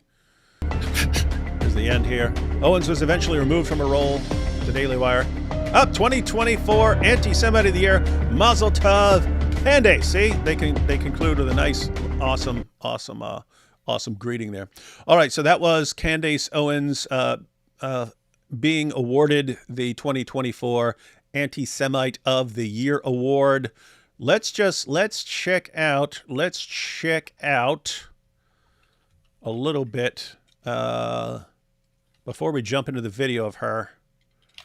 Let's check out the Wikipedia article, which it gives links to everything, but she's going to be talking about some of this. Just want the kind of summary of things. But look at this. Look at this. Is an American political commentator and pundit. She is mostly described as conservative or far right. This is interesting because of over the past couple days, right there in the opening line has had antisemite. And it says it down. It says it at the bottom of the second paragraph. It's gone back and forth. People are still editing it. But in the second paragraph at the end, it says she was dismissed in March 2024 following a series of comments widely regarded as anti-Semitic and months of tensions with co-host Ben Shapiro and other Daily Wire staff. Comments widely regarded as anti-Semitic. Interesting. So let's check out. Let's see if I know there's a section because I saw it. So conservative activism, blah, blah, blah, blah, blah, Brexit, political views.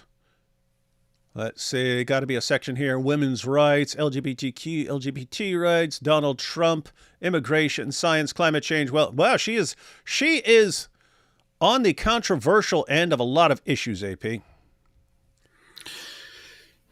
Powerful. And she chooses to go there all the time. Well, she thinks it's cool.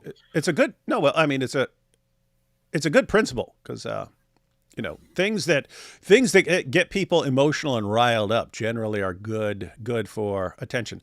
Let's see. Adolf Hitler, Nazi Germany. At the launch of Turning Point's British offshoot Turning Point UK in December 2018, Owens made comments about Adolf Hitler. She was responding to an audience member who asked for a long-term prognosis about the terms globalism and nationalism. Owens said, I actually don't have a problem at all with the word nationalism.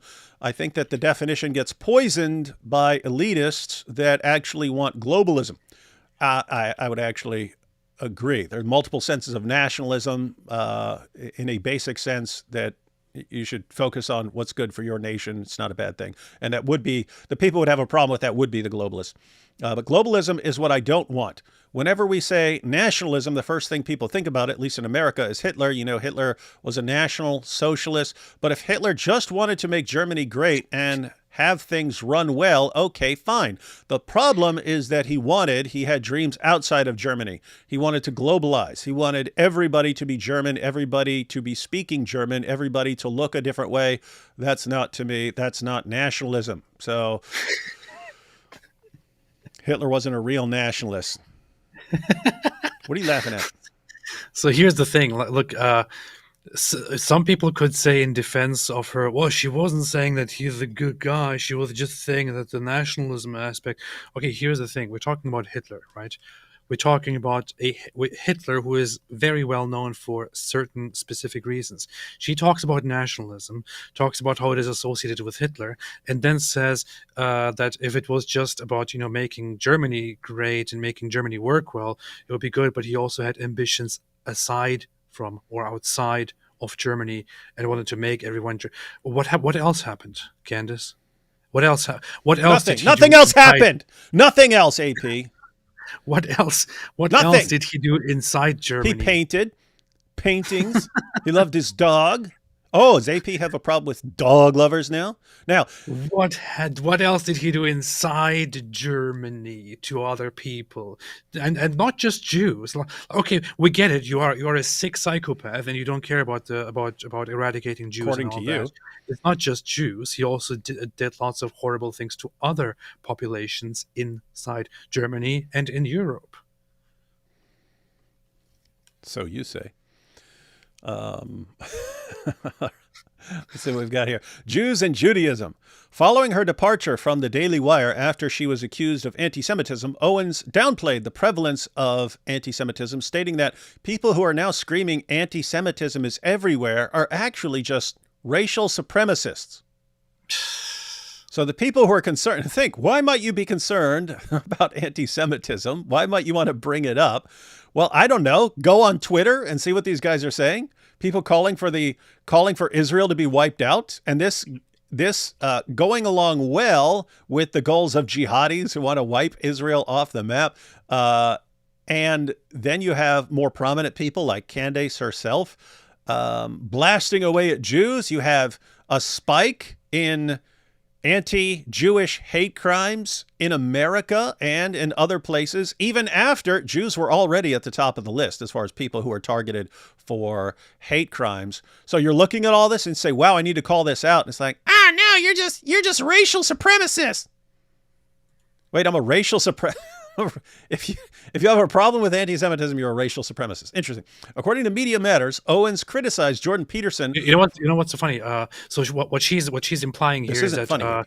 Is that Jews who are complaining about anti-Semitism are Jewish racial supremacists. This is what she's saying. Yeah. Number one. I know. First off, I don't even know where to start. But Jews are not a race. They're an ethnic group, an ethno-religious group consisting of different races. In fact, Israel happens to be a very ethnically diverse country. Happens to be a very ethnically diverse country compared to European nation states, for example. Very, very, very ironic. And the thing is also, she talks about racial. She is making this about how people who are concerned about anti-Semitism have a Jewish racial supremacy problem. They think that Jews are better than everyone, and you should not talk ill about anything that they represent or like. This is just so sickening. She spends her entire time nowadays bashing Jews and just naming it differently. And seriously, Candace Owens, have you ever checked your frickin' comment sections? You can't tell me that she doesn't know what her comment sections look like on YouTube and on X. They are full of Nazis. Top comments are full of Jew-hating Nazis. So spare me the whole, oh, I'm not anti-Semitic. Yes, you are. You know exactly what you're doing. So, yeah, guys, think about what AP's pointing out there and how this relates to Candace. So you have a bunch of people screaming about Jews. What about the Jews? The Jews are behind everything. The Jews are covering things up. And Jews respond, why are you so obsessed with us? Sounds like you got a problem with Jews and sounds like you're an anti-Semite. Oh, look, the racial supremacists who think that no one can criticize them. No one's saying anything about not criticizing Jews. It's some people have a weird obsession. And that makes it look like you just don't like Jews. That's why you're so obsessed with them all day, every day. And so that's what they're criticizing. Of course, not, oh, you said something about Jews. Stop misrepresenting. what people are saying. Anyway, so a couple lines down there. According to Media Matters, Owens criticized Jordan Peterson for calling far-right commentator Nick Fuentes a psychopathic rat. Good one, Jordan. After Fuentes tweeted that Jews controlled the Biden administration. Weird. They control the Biden administration. They control the Trump administration. They control everything. They control the entire world. Powerful. Powerful. Super geniuses. They are super geniuses. Mad scientist level super geniuses. Who jumps to the defense of Nick Fuentes? An open, at least he is very open about the fact that he doesn't that he is anti-Jewish, and that he's also against the survival of the Jews, and that he's also against anything Jewish. At least, unlike her, at least he is open and honest about it. But who in the world jumps to his defense and starts defending him and justifying the things he said? Candace Owens does, of course. Yeah, Owens suggested that Fuentes could be correct based on the number of Jewish officials appointed to the Biden administration, saying that it seems a weird tweet for Peterson to be so disturbed about. OMG. Owens further referred to Fuentes as having a very long background of focusing his attention on Israel and Zionism, and that's what he's reacting to. Fuentes had previously praised Owens, saying she was waging a full-fledged war against the Jews. Owens falsely claimed in an interview with Tristan Tate, brother of Andrew Tate, that Joseph Stalin was Jewish and that Sigmund Freud and Stalinists were part of a Jewish cabal. That's a little secret society running things.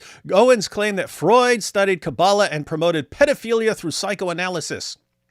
Hey, Pete, did you know that Stalin and Sigmund Freud were part of a secret society of Jews? Joseph Stalin was not Jewish. He had nothing to do with Jews. And Sigmund Freud was an atheist who came from a Jewish family and who had some interest in Kabbalah stuff, but that's about it. She made this whole association that Sigmund Freud was fascinated by Kabbalah and followed a Kabbalistic cult, which as some people do not know, is actually a cult that believes in turning everyone bisexual and overthrowing the entire world. It's nothing like that at all. It might sound a little bit fascinating to some people, but Kabbalah is basically just basic, simple Jewish mysticism that is all about the human relationship with God. That's it. No, it's a secret sex cult. In July 2024, Owens suggested that Ashkenazi Jews, hey, that's what I'm 2.7%. I'm 2.7% Ashkenazi. Oh, you see, it's got the word Nazi in it. This is the proof. Owens suggested that Ashkenazi Jews trace their origin to Khazars and are not related to biblical Jews. According to her, descendants of Khazars were so immoral and corrupt that they were forced to convert to Judaism by Persians and Russians in the 8th century. However, they did not meaningfully convert and carried on their corruption, carried on their sexual deviancy. She suggested that their religious teachings tell them to infiltrate everywhere. You see this? So you've got this, the Ashkenazi Jews still retained their, their corruption and sexual deviancy, and they're immoral and corrupt by nature. So she suggested that their religious teachings tell them to infiltrate everywhere. So they're trying to infiltrate everything. And their elites are disgusting, despicable people. Owens implied that the war in Ukraine is linked to the Khazars' desire to seek revenge on Russia and Iran, so Jews are behind that. She went on to blame instances of sexual abuse in the Catholic Church on them. No, hey, Pete. There's way too much here to go. No, there's not too much here. It's very simple. When Catholic priests are molesting altar boys, it's because of the Jews. Which part don't you understand? Candace said it. It must be true. Everyone in the chat who's defending her. Jeez, I didn't even see that part. That's funny. So, man, this is the thing. I've heard a lot of anti-Semitic people in the past make dumb claims. At least some of the things that they said were more complicated to track down and were based on misreadings and misinterpretations of things. Much of what she says here is just complete nonsense that I haven't even heard from other neo-Nazis before. So Let's break this down.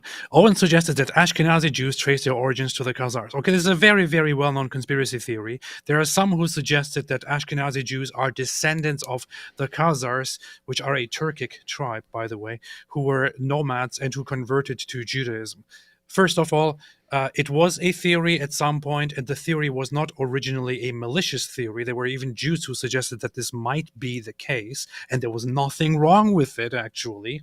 However, it turned out not to be true. We now have enough evidence to show that there is no common denominator of being a descendant of the Khazars. This is this is at this point no longer a valid theory. It has been debunked and is now a conspiracy theory. For people to keep bringing this up is just malicious. It is them ignoring the facts and trying to turn the Jews into fake Jews. That's one. Number two, are not related to biblical Jews. Excuse me. Now she wants to tell us that Jews are a race that all descend from a certain place. Jews never claimed that all of them are collectively blood related. It is mostly blood related, but Jews have always had communities that gave Judaism to each other, that converted, that embraced converts, and so on. Of course, you have Jews of different backgrounds. According to her descendants of Khazars were so immoral and so corrupt that they were forced to convert to Judaism by Persians. What in the world are you talking about? Descendants of Khazars? The theory is not that descendants of Khazars converted to Judaism. The theory is that the Khazars themselves converted to Judaism. She is making up completely ridiculous nonsense that doesn't even make sense. It doesn't even line up with the conspiracy theories. She's just inventing things at this point. So the idea that people have right now, or that the research shows, is that among the Khazars, there was a ruling elite, or the ruling people in charge of the population, who were told to have converted to Judaism. But even of that, historians are not entirely sure. They don't know if that's entirely correct. It may have never happened. But the theory is that the leading Khazar leaders converted to Judaism because they were faced with two threats. The one threat to the southeast was the Muslims. The other was the Christians, who were seemingly a threat to their existence. So they, as pagans, as steppe pagans believing in the Tengri god and different ideas, decided to adopt a religion, but not one of those two. They decided to go for the third one. This happened, according to historians, there are different theories to how this happened, such as that they invited representatives of these different religions, but were more convinced with Judaism. Whatever it is, it somehow happened. But the idea that their descendants were forced to convert, this is complete nonsense. It's never happened. That they were so immoral and so corrupt never happened. There is nobody who has ever suggested such a thing. This is completely made up. Candace just suggested it right here. How can you say nobody? Oh, you hear it? Candace is nobody, according to you. Completely made up. It's completely. Oh yeah. So next you'll be saying Jews aren't behind the war in Ukraine and aren't responsible for Catholic priests abusing children. Come on, AP. You know Jews are behind everything that ever goes wrong. Also, on top of that, she's making it look like the Jews are all Ashkenazi Jews, or Israelis are Ashkenazi Jews. The majority of Israelis are not Ashkenazi Jews. We'll just believe it because you say it. During a live broadcast on August 18th, 2024, Owens claimed that Leo Frank, a Jewish businessman who was wrongly convicted of murder and lynched in the U.S. state of Georgia in October 17th, 1915, had killed Mary Fagan as part of a ritual murder on Passover, again referencing blood libel. Guys, this is what I'm talking about. See, again, if you say, hey, the war in Gaza has gone too far, they should try to work something out, and I don't think you're insane. Even if I disagree with something you say, I don't think that you're insane. I don't think it means you're anti-Semitic and so on. I mentioned earlier, it's like when you fixate on everything through. Think about this. She's going back to the sinking of the U.S. liberty, and and I have to become obsessed with this. And what else? A Jewish guy in 1915. Everyone acknowledges that this guy was just targeted because he was Jewish, and it was blamed because they needed someone to point to and so on. And she brings it back up and makes this huge defense of it as no, he was actually part of some weird Frankist cult engaging in pedophilia and incest as sacramental rites and so on. And they killed Mary Fagan because of part of this ritual murder on Passover. So let's see this. Owens claimed The that thing Lewis... is, about Leo Frank is actually, we don't know at this point if he was guilty of anything or not. The thing is that the it was a crap trial. That's the thing. It was a crap trial. Yeah. The U.S. court itself said that that the entire trial was done unjustly and is therefore invalid, and he cannot be declared guilty. They have not acquitted him of any crimes. This was, of course, posthumous. It was after his death, but they have acknowledged that the entire trial was just was a setup against him. That said, we don't know anything what he actually... Maybe he did something wrong. In which case he, as a loner, acted on his own behalf. He was not part of a cult or anything. But of course, his last name was Frank. And she ties it to Frankish cult. So let's read this. Owens claimed that Leo Frank, a Jewish businessman who was wrongly convicted of murder and lynched in the U.S. state of Georgia on August 17, 1915, had killed Mary Fagan as part of a ritual murder on Passover, again referencing blood libel. Owens further claimed that there existed a Frankish cult masquerading behind Jews that engages in pedophilia and incest as sacramental rites. Beast. She stated that there are tens of thousands of pedophiles who hide from justice in Israel. In your face. Israel. Owens' father-in-law, Lord Farmer, has publicly repudiated her repeated anti-Semitic remarks. Owens was disinvited from a Trump... Hold on. Make a decision, Lord or Farmer. You can't be both. I'm Lord. I'm king of the farmers. It's like Tyson Fury calling himself the Gypsy King, right? It's like Gypsy King. What are you talking about? You can't be a king if you're a gypsy. Yeah. Owens' father-in-law, Lord Farmer, has publicly repudiated her repeated anti-Semitic remarks. Owens was disinvited from a Trump campaign fundraiser in the summer of 2024 following criticism from Jewish groups. You see, the Jews control everything. This is another perfect example of it becomes like a self-fulfilling prophecy. Like, Jews control everything. It's like, how do you know? Because they're behind the sexual abuse in the Catholic Church, and they started the war in Ukraine, and they sank to liberty to try and kill Americans, and there's a secret sex cult, blah, blah, blah, blah, blah. And you say, oh man, we don't want her speaking at our event. She goes, you see, the Jews are controlling everything.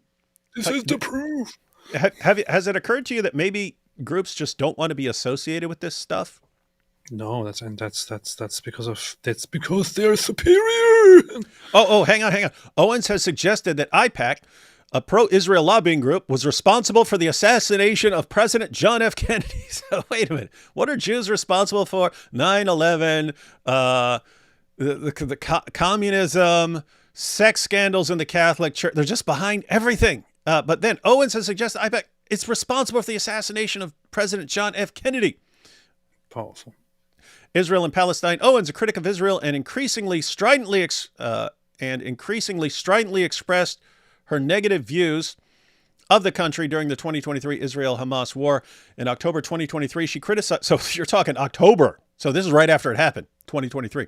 She criticized an Israeli strike on a church in Gaza in which Christians were killed, tweeting, "I have been disgusted by the propagandists pretending a Christian church was not bombed. Christians were killed. No Christian should stay silent." And later, "If you think it's anti-Semitism to notice that innocent Christians were killed in an IDF bombing, then you need to log off." Clarifying her views in early November, Owens tweeted, "No government anywhere has a right to commit a genocide, ever." So she's in the Israel's committing genocide category.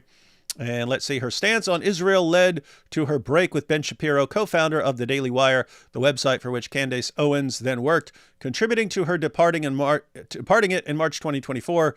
Shapiro saw her position as increasingly anti-Semitic. Really weird.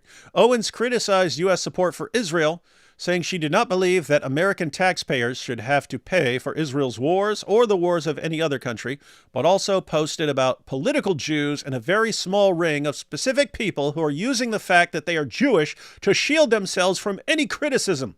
Comments Shapiro described as absolutely disgraceful. So that's a little summary of Candace. That's a typical conspiracy theory there. Once again, the whole thing about the IDF bombing a church. There was the instance which she described back then in October, where the IDF, as part of their airstrikes on Hamas positions, conducted an airstrike of a building that was close to or adjacent to a church. So they didn't conduct an airstrike on the church. It was based on a building that is adjacent to the church, as a result of which the church also suffered damage. And part of it collapsed. Wait a minute. so Are that- you saying the IDF stations themselves right beside churches, hoping that the church will be hit in the crossfire? Yes. Uh-oh. Yeah, so, but AP, think about guys, this is a perfect example. This is a perfect example. What I'm talking about, when would you call someone anti-Semitic? It's when you're putting Jews in this special category and applying rules that you would never apply anywhere. How many churches were hit in German bombing of the UK during World War II? Zero. A bunch. Zero. How many churches were hit across Europe in bombings during World War II? A bunch. Bunch. So think about this. You should never let this slide. This means that all Europeans are declaring war on Christianity. They're trying to commit mass murder. They're trying to commit genocide against Christians. You see, because they're bombing churches. That's what happens when you drop bombs on things, because you're trying to hit targets. That happens. Why are the Jews the only group anywhere in history where if you're trying to take out some terrorists or your enemies or something like this, and you hit something, you hit a church, you see the Jews have declared war on Christianity. They're trying to kill all the Christians. It's genocide against Christians. What? This is what we're talking about. They're eating the churches. They're eating the Christians.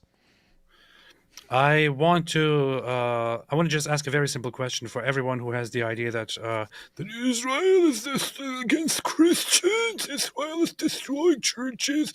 Now, first off, I want to state one very simple fact, which is that as a result of fighting between Israel and the Palestinian side, lots of things have been damaged over time. That includes the military sites, historical places, mosques, churches, hospitals, schools, apartment buildings, public buildings, random roads, empty places, parks, synagogues, ancient Jewish sites, historical Jewish sites in Gaza, and so on. Why are we saying, oh, look, why would they damage a church in an airstrike?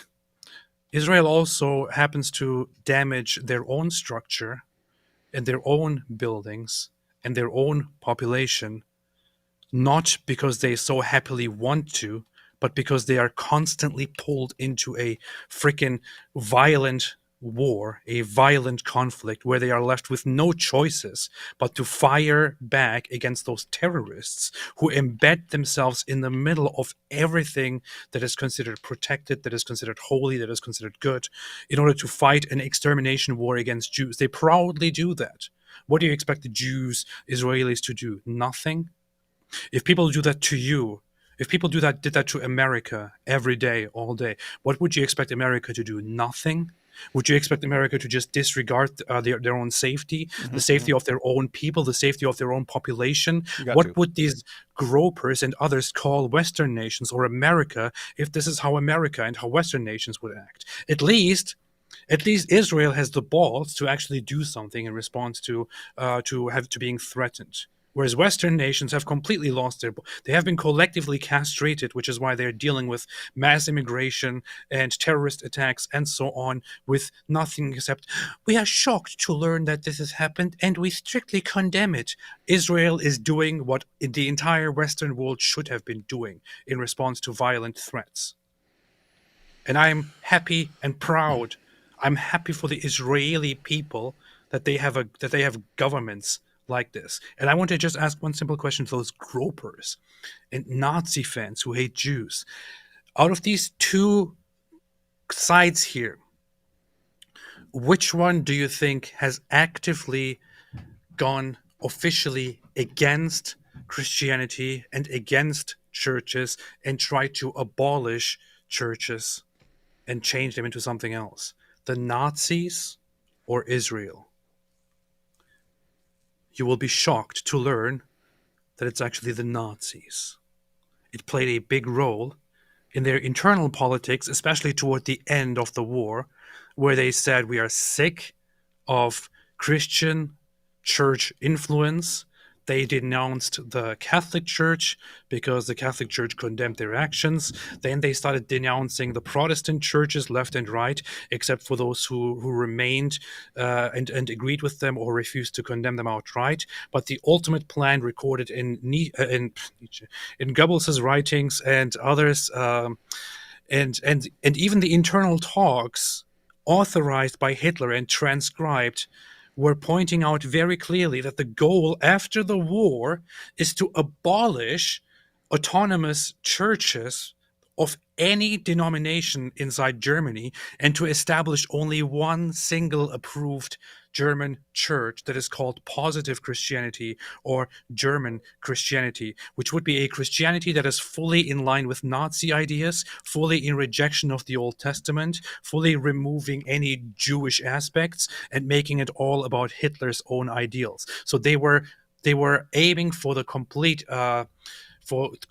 corruption and overhaul of Christianity into their own new pagan Christian religion, which is why other Christians went against them and were even killed on that path. So if you have a problem with people who are against Christianity or with ideologies or parties that are against Christians, you shouldn't have a problem with Israel. You should have a problem with the Nazis, you freaking idiots. And you should hate all Germans forever, and especially anyone who's ever lived in Germany. Yes. That's the other element. That's the other element of when trying to assess whether someone is putting forward a legitimate criticism or you just hate Jews. Anti-Semites usually tend to point to anything any Jew has ever done and then apply it to the group, or anything any Jew does today, or anything any Jew in history has said, and then you apply it to the group and say, you see, the Jews. So it's, look, a church got bombed. You see, Jews, this is what Jews did. Look, here's a video of a Jew spitting in the direction of a Christian. You see, this is what Jews do. And you don't apply that to Germans and say, look what Germans did. They tried to wipe out Christianity and change it, and they bombed churches. They bombed churches, therefore Germans. You don't do that with any other group. Just one group where you do that. Only one. Couple super chats here. Only one. President reportedly considering commuting sentences of up to 40 federal inmates on death row, possibly including Dzhokhar Tsarnaev and Dylan Roof.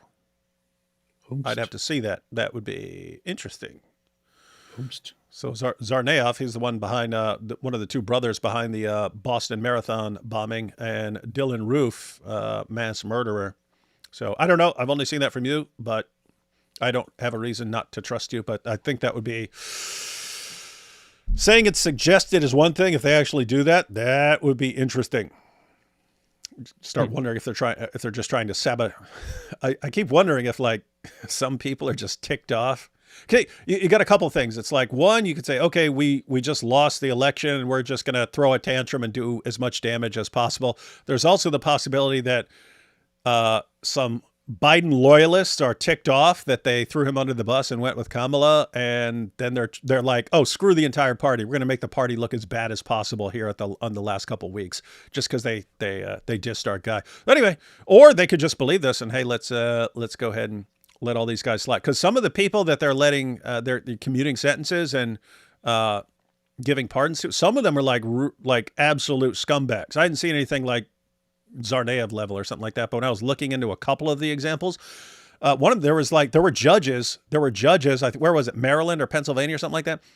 There were judges who they got rid of all the local facilities for juvenile offenders So then when a juvenile got convicted of something, they would have to send him off to a private juvenile correctional facility, and the state would have to pay for that, but the judges are getting kickbacks. The judges are becoming millionaires off sending juveniles to these other facilities. After the judges close down these state-run facilities, then they send them to the private ones, and the private ones are giving them a cut of the month. These guys became millionaires and stuff. Anyway, these guys got in trouble for it, went to prison over it, and are getting pardoned.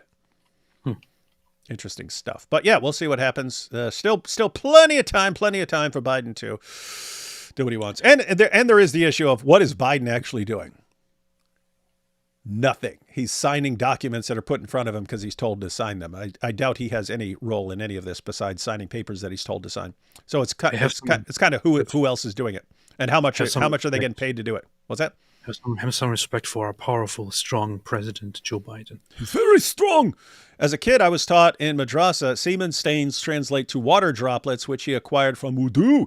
Aisha was a good wife. You're right to laugh at that. That is silly. It's true that water is used as kind of a euphemism for semen and so on, but the semen on his clothes, that was not water until after Aisha washed it. How do we know? Because she talks about washing off the semen stains. Wouldn't make sense to wash off the water droplets. She also talks about scratching off the semen. Wouldn't make any sense to scratch off water. She would talk about having to scrape it off his clothes before he was heading to the mosque. You don't scrape off water. So, yep, your imam was lying to you. David's favorite topic, the semen on Muhammad's clothes. Cat Lady says, can you talk about Sam Shamoun's views? Thoughts? No. No. Asks on what? Sam's views? Oh, he believes that Jesus is Lord. Great. No, ask Sam about his views. CNN is patriotic compared to Haaretz.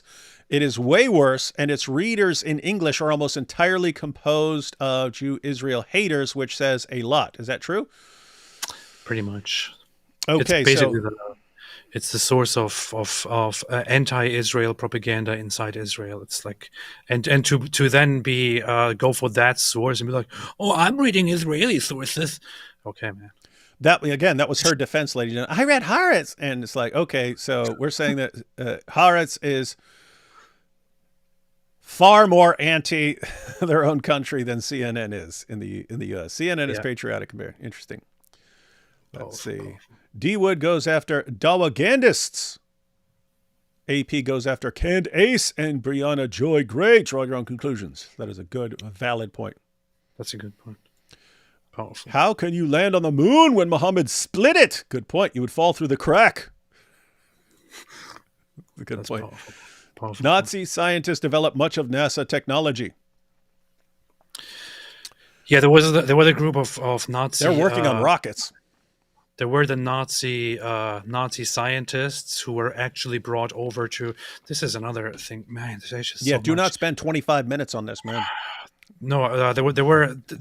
So the U.S. secretly brought over a bunch of Nazi scientists because they thought the Nazis were working on some really advanced stuff for their ambitions of world domination.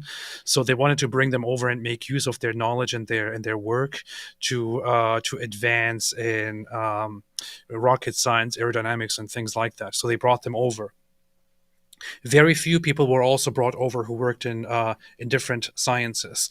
It turned out that apparently later on it was found out that one of the scientists they brought over apparently at some point was involved in Germany in some controversial, abusive scientific experiments, such as subjecting concentration camp victims to suffocation to see how long they can breathe on their own, to develop Wait, AP, it makes no sense from a medical perspective. That just doesn't make any sense. That sounds like propaganda, AP. That sounds like propaganda. It doesn't make sense. I'm sitting here thinking, I wouldn't do that. Therefore, no one else would do that. Therefore, it makes no sense, and it's propaganda.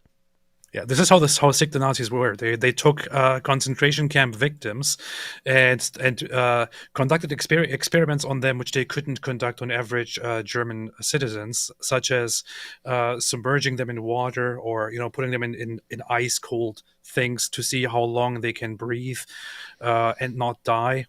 Of course, if they die, they're like, well, this one is gone. Bring a new one.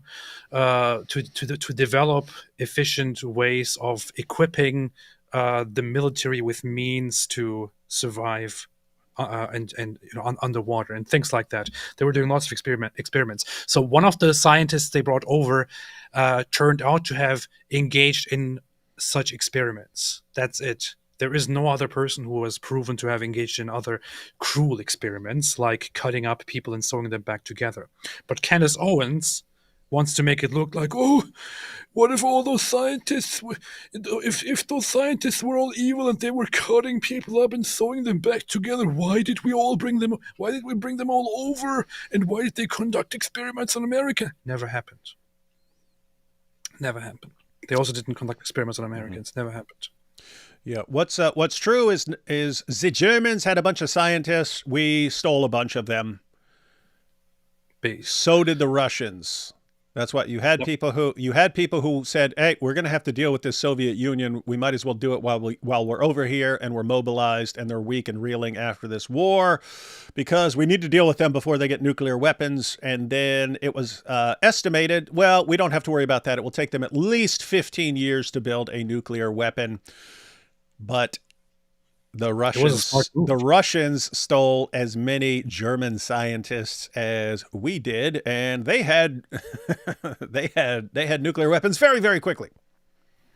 That was a very smart move. I mean, that's what America did was they worked together with Stalin to defeat Germany, and then publicly it was like, "Good job, we did very, very well." And then immediately, okay, guys, we have to get some of those scientists. They are getting some. We have to get them. We have to be ahead of them. This is a threat. Russia is the next threat. We have to get ahead of them. So they stole a bunch of scientists to get ahead of them. That's what happened. It's a pretty smart move. Yeah. And you had Patton. Patton actually saw it coming. Patton was the one going, we need to fight these guys. We got the army here. Let's go. Let's just keep moving right into Moscow. Zappy here says, I retract my previous super chats. My opinion was that understanding why Nazism rose in the past is critical to preventing it now. Love your guys' content, by the way. Oh, if you say understanding Nazism is important for understanding preventing it now, I would actually agree that looking to the past and how people take over and spread insane ideas is relevant. No, that's entirely relevant, Zappy. In fact, a few years ago, I made a video about George Orwell's review of Hitler's Mein Kampf and what he said. And he explained why someone like Hitler could rise to power so quickly. And he believed it could happen again if you had similar circumstances and so on. And he had this interesting discussion of human nature and how politicians do not understand it and why there are people who can take advantage of that. So, it can be relevant. Let's see. Einstein was a Jew. They're the reason nukes got used. The reason we fear nuke war now, they're to blame. You see? Einstein was a Frankist. You see, the Frankist Jews are trying to get us to nuke everyone else so that Israel can be the only nation left. I'm also seeing a growing anti-Jewish sentiment among the Orthodox on X. Lord have mercy. Yeah. I've seen lots of... There are lots of LARPers on X. Lots of people who join a tribe because there's nothing else, and then try to be representatives of that tribe and act like that group is like that. It's like, I don't know. I was kind of curious about this kind of stuff, and then came to find out that that the Christian groups on social media are a very, very terrible representation of the religious groups that they try to represent. Hello, Dr. Wood and non-Dr. AP. Do y'all know of any good books against Holocaust denial, or just where to start reading about the Holocaust in general? Seriously, Luke, I would just go start somewhere simple, like a history site, or even Wikipedia. Go on Wikipedia and look for a topic you're interested in, and then follow the links, because those links will go to more detailed articles, and then read up on some. Simple. What? There's nothing simple about this. I'm always annoyed with the fact that there are no that the evidence is vast. It is huge, but there is not much content that is for bite-sized, that is for a short attention span, which is Yeah. very much famous nowadays.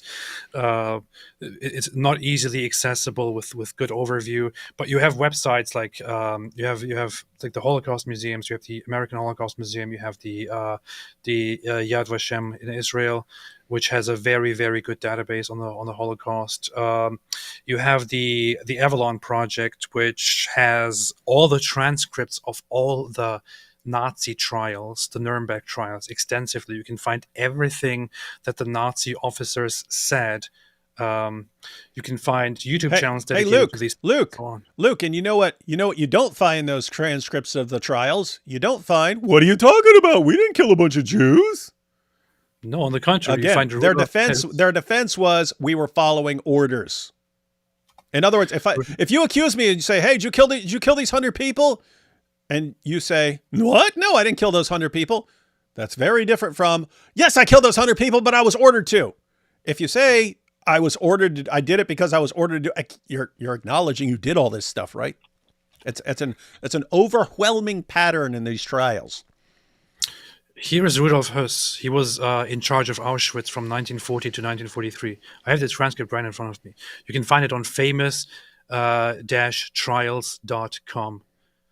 It says, so he's questioned, from 1940 to 1943, you were the commander of the camp of Auschwitz. Is that true? He says, yes.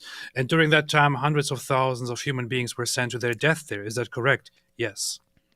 Is it true that you yourself have made no exact notes regarding the figures of the number of those victims because you were forbidden to make them? Yes, that is correct.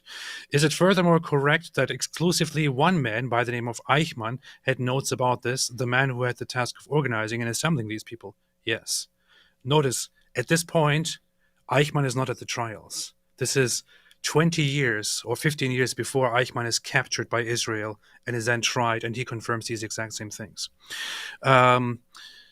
He says, yes. Is it furthermore true that Eichmann stated to you that in Auschwitz a total sum of more than 2 million Jews had been destroyed? Höss's answer is yes. Men, women, and children, yes. And so on. These are direct transcripts that are gathered by... The Jews made up those transcripts. These people never denied any of these things. They just said, we were following orders. We didn't have a personal thing. We were just following orders, man. Yeah, so Luke, it's a weird situation where you think, why does anyone need to defend something that is this obvious historically? And the reason is that you have a bunch of morons spreading nonsense. And so if you're interested in that, check out some sources. You do not need to fully master everything to get started. You can go read an article, find something interesting. Look up, matter of fact, if you're dealing with a specific claim, if someone says, no, it couldn't be the Jew because this, then look up a response to that and start sharing that and just keep going from there. Ayatollah says, David, you mentioned responding to Calvin Robinson. He's more interested in grifting. I am a right-wing conservative Orthodox Christian, but the day my priest speaks about being based is the day I leave. Nice try, Ayatollah Khamenei. We're not, you've got the leader of Iran telling us that he's a devout Christian. Come on. Oh boy, nice try. According to Genesis 2, verses 10 to 14, the Tigris and Euphrates rivers start at the Garden of Eden. Wouldn't that mean that the Garden of Eden is somewhere in Turkey? Yes. No. If you're going with the traditional, I already said yes, man. literal view of Genesis, you can't apply pre-flood stuff to post-floods. You can't, in other words, the world would have changed from the flood. You can't say, oh, it says this was near the Garden of Eden, therefore, after the flood, that's where things were at. I already said yes. Wouldn't work. Or you could go with AP's answer and embarrass yourself. There's an article in Haaretz that calls Candace an antisemite. So I guess we need to take Candace's advice and believe them on that. Well, she does have a subscription, so keep in mind, following her reasoning, she does have a subscription. This media company has no reason to lie, and therefore everything they say has to be trusted, and therefore she's good as gold. I immediately googled Haaretz Candace Owens, far right pundit Candace Owens revives anti-Semitic blood libels, peddles ADL conspiracies. These are Haaretz articles. Dude, AP. If you want a short video, just take the clips of her from the Piers Morgan show. I have a subscription to Haaretz, and they say, why would they lie? Why would they make things up? And then just post what they said. It's easy to do. I can't figure out why you don't do it, huh? Somebody please clip that for me and send me that. I want to publish it. Hey, David, guess what? I disagree with you. I must be anti-Semitic. Nah, I'm just not afraid to say thousands of dead people seems over the top. Thousands of dead people seems over the top. What do you do with millions who died in World War II and millions who died in World War I? Millions of dead people really seems over the top. Therefore, we should not have fought it, and we shouldn't have fought. People dead bad. Okay, good. Fantastic. Yeah, great. You're doing awesome work, Pop. Me no like thousands of deaths, so let terrorists go. Let terrorists go. Let terrorists have victory. War.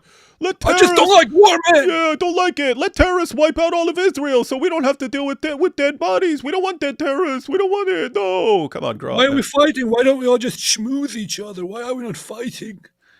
Hey, AP, have you read The Sun Rises by William Lane Craig? Love what you guys do. D. Wood was actually why I got into apologetics after seeing his video on Ramadan. God bless. No, I haven't read it. It's actually a short one. It's and he wrote that, I think, early 80s, because I remember reading that a long time ago. But I think it was like early 80s. He wrote a book called The Sun Rises. But it's a short book. I mean, it's like 100 pages or something like that. It's him going through the basic information about Jesus' resurrection. The sun rises. Nazis were injecting petrol in children's eyes. But what sense would that make? That would make no sense. That would make no sense, and therefore it didn't happen. It didn't happen. And even if you have records of it, that sounds like propaganda, because why would anyone do that? Me going DEFCON 1 in Afghan while the Taliban is reanimating from their dumb little flag rock covered graves. I wonder what Jews are doing right now. Yeah. A funny thing I notice about anti-Semites, they seem to never consider the fact that Jews could be idiots. It's always that they are malicious. That's the point. Know, right? Yeah, like talking about like the USS Liberty and so on and bombing. It's like you never crosses your mind that it's a messed up situation, guys. So if depending on, I don't know how long we'll go because we haven't even gotten to the Piers Morgan video and stuff. We'll watch a bit of it here, but the Liberty is one of her favorite topics now because it's something that's like. 60 years ago or something like this. And the IDF attacked a U.S. ship, and it was a giant mess. It was a giant mess. They had said, hey, no one come. The Israel had announced no one come within 100 miles or whatever it was of this area because we will interpret it as an Egyptian ship if you do. The U.S. told their ships not to go within 100 miles and so on. You had the USS Liberty that did. It's a spy ship, and they went in for some reason. But they sent messages to Israel saying, hey, we are going to be here. And then the ship gets attacked. And there can't be miscommunication. There couldn't have been. It has to be malicious. It has to be Jews attacking a U.S. ship. It has to be. And that's the point. No, it can't be a bunch of incompetence. It can't be a bunch of people screwing up. It can't be miscommunication. It can't be any of that.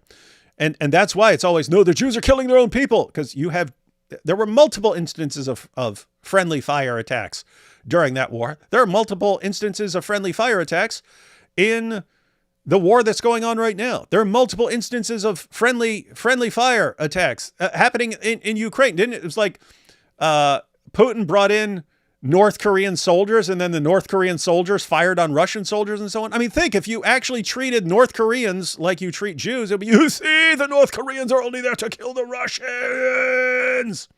And it was all a part. It's a plot. It's part of a plot of Kim Jong-un to kill as many Russians as possible so he can take over Russia. That's what you do it. That's what you do there. What they do. Let's see. Hail prostate prophet. When is the Piers Morgan's interview? Yeah, people want to see you on Piers Morgan, but he doesn't ask you. You got to get more. That's why you got to get more famous, man. You got to shoot up to 1 million, and then he'll invite you on. Because he'll invite anyone on if he thinks he'll get enough attention. Here's the thing. I'm already in touch with Piers Morgan's agent, who arranges the things, and I have been told that after the election time is over, I should be invited for a conversation about the situation. However, I haven't heard back after that. It also followed up and haven't heard back after that again. And I talked to some other people who said to me that he and his show explicitly tell people not to talk about Islam related stuff. Isn't that funny? Powerful, powerful, powerful. Isn't that funny? Jew John McIsaac exposed Hunter Biden's laptop. McIsaacs are Jewish. I'm related to them. They're Danites. There you have it, folks. Religion of peace strikes again in Germany today. We don't know that. We don't know that. There are some. It's easy to say, oh, Saudi national and so on. Got to take a closer look at motivation. Why would anyone be anti-semi-truck? Semi-truck, not semi-Semitic. Momo drank Dia's water droplets. That is one possible interpretation of the evidence. Love you guys. Thank you, Grumpy Granny. Let's see. As said in the past, anti-Semitism equals bad terminology. Should use two separate terms for the ethnic and religious components, e.g. anti-Hebrew and anti-Judaism. The reason we use anti-Semitism is because, funnily enough, many people don't know this, anti-Semitism is actually a term that was not invented, but pretty much coined and popularized by people who did indeed have a problem and who hated Jews racially, and who used the term anti-Semitism to proudly describe their hostility toward Jews, and to distinguish it from just being against the religion. They were saying that it's not just the religion that is the problem, it's the entire race that is the problem. And they invented this whole anti-Semitism thing. So when idiots nowadays come and say, I can't be anti-Semitic, I'm Middle Eastern, I'm Semitic. It's a very stupid point. First off, Semitic is a language family. We don't use it to refer to a certain people of a certain race, which is a construct that doesn't really exist. Secondly, we're using the word anti-Semitism because anti-Semites themselves made up the word to describe themselves, which is why we are using that to specifically describe those who have a problem with Jews altogether, not just with the religious group or with religious people. And this is also what most of the anti-Jewishness is about. They don't just hate religious Jews or just secular Jews. They hate Jews altogether, no matter of what political, allegiance, religious background, racial background, whatever it is. Mark Creemore in the chat says, Tovia Singer utterly obliterated the idea that Jesus could have been the Messiah. Not sure how he did that, but Mark Creemore, would you like the next time I'm having a live stream that we can watch the debate between Tovia Singer and Michael Brown? It was back in the 90s. I've never seen it, but I know they had a debate about this, and that Tovia Singer's been running from him ever since. So you want to check it out? We can check it out. We'll check it out. I've never watched it. Happy to do it. Let's see. A couple more. Most anti-Semites are both, so they're against the group and against the religion, but it's important to not use bad terminology that's exploited, but I'm a Semite. I'm just criticizing the Talmud. No, Semites. The evil anti-Hebrew racist. Semites don't exist. The evil anti-Hebrew racists who apply insane double standards on only one ethnic group in the world would be exposed and described for what they are. Yes. Good super-based people. The only time Muhammad split the moon is when he bent over, as Aisha thought Muhammad claimed his own thoughts were basically Allah's thoughts. We could do something funny like that, like Diha walks out one day and says, wow, Muhammad really split the moon last night, but they took it seriously. Like, what? Muhammad split the moon? It's a miracle. It's a miracle. That would be a pretty easy little skit to make. So stupid. Read Ibn Asak's Life of Muhammad. Jews trolled him. How can we follow you? You have abandoned our Qibla, and you do not allege that Uzair is the son of God. Oh yeah, that's It looks like Muhammad was getting trolled quite a bit. None of us read Haaretz. None of us take them seriously. Well, Candace does, and that's all that matters, even though they call her an anti-Semite. On a more Candace positive is note, the most reliable person out there. So yeah. On a more positive note, imagine a commercial for Garkid trees. We'll never snitch. Repels all jihad. Comes with Sahih stamp of approval. Order one now before the day of judgment. Allahu Garkid. We may need to make a commercial for Garkid trees along those lines. That would be funny. AP, why are you running from your own topic? That the German guy with the funny-looking mustache was not a Christian. That's a good point. powerful. Running from your own comment. As a Christian, I think I'll convert to Judaism solely because, according to Candace and Groypers, I'd be the smartest people on earth.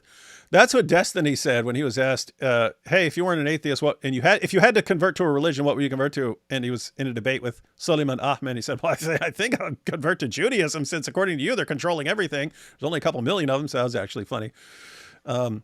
Contact Brandon Tatum. I have been informed that if you convert to Judaism, you have to have spent a certain amount of years to be included into those who rule the world. So I thought it could be happening immediately, but they told me no, you have to be at least like 5 years or so. Oh yeah, you got to wait to rule the world. Okay. They did offer a taste of the whole weather control machine. I was like, I don't really care about the weather, man. So yeah. How long before you get to use their space lasers? 15 years. Oh, gosh, that's too long, man. I don't even know if I'll be around in 15 years. CA says, contact Brandon Tatum to have a debate with Candace. Whomst? I know she's worked with him in the past. They're the ones who founded Blexit together. They started Blexit together. I saw that literally while we were going through that, while we were scrolling through that Wikipedia article. So... yeah, you might be able to contact her for debate. Guys, she's not going to debate AP. She knows she'll get crushed. The main thing I noticed, Jew haters always either fabricate sources entirely or radically misrepresent something, especially lying about the Talmud. Yeah, and I said before, there are all sorts of things you could object to in the Talmud, but... one, they do make up sources. In other words, they're giving a quote, and they'll give the source. It's not in the Talmud. It's a made-up source. But yes, ripping things out of context to distort the meanings, very, very, very common.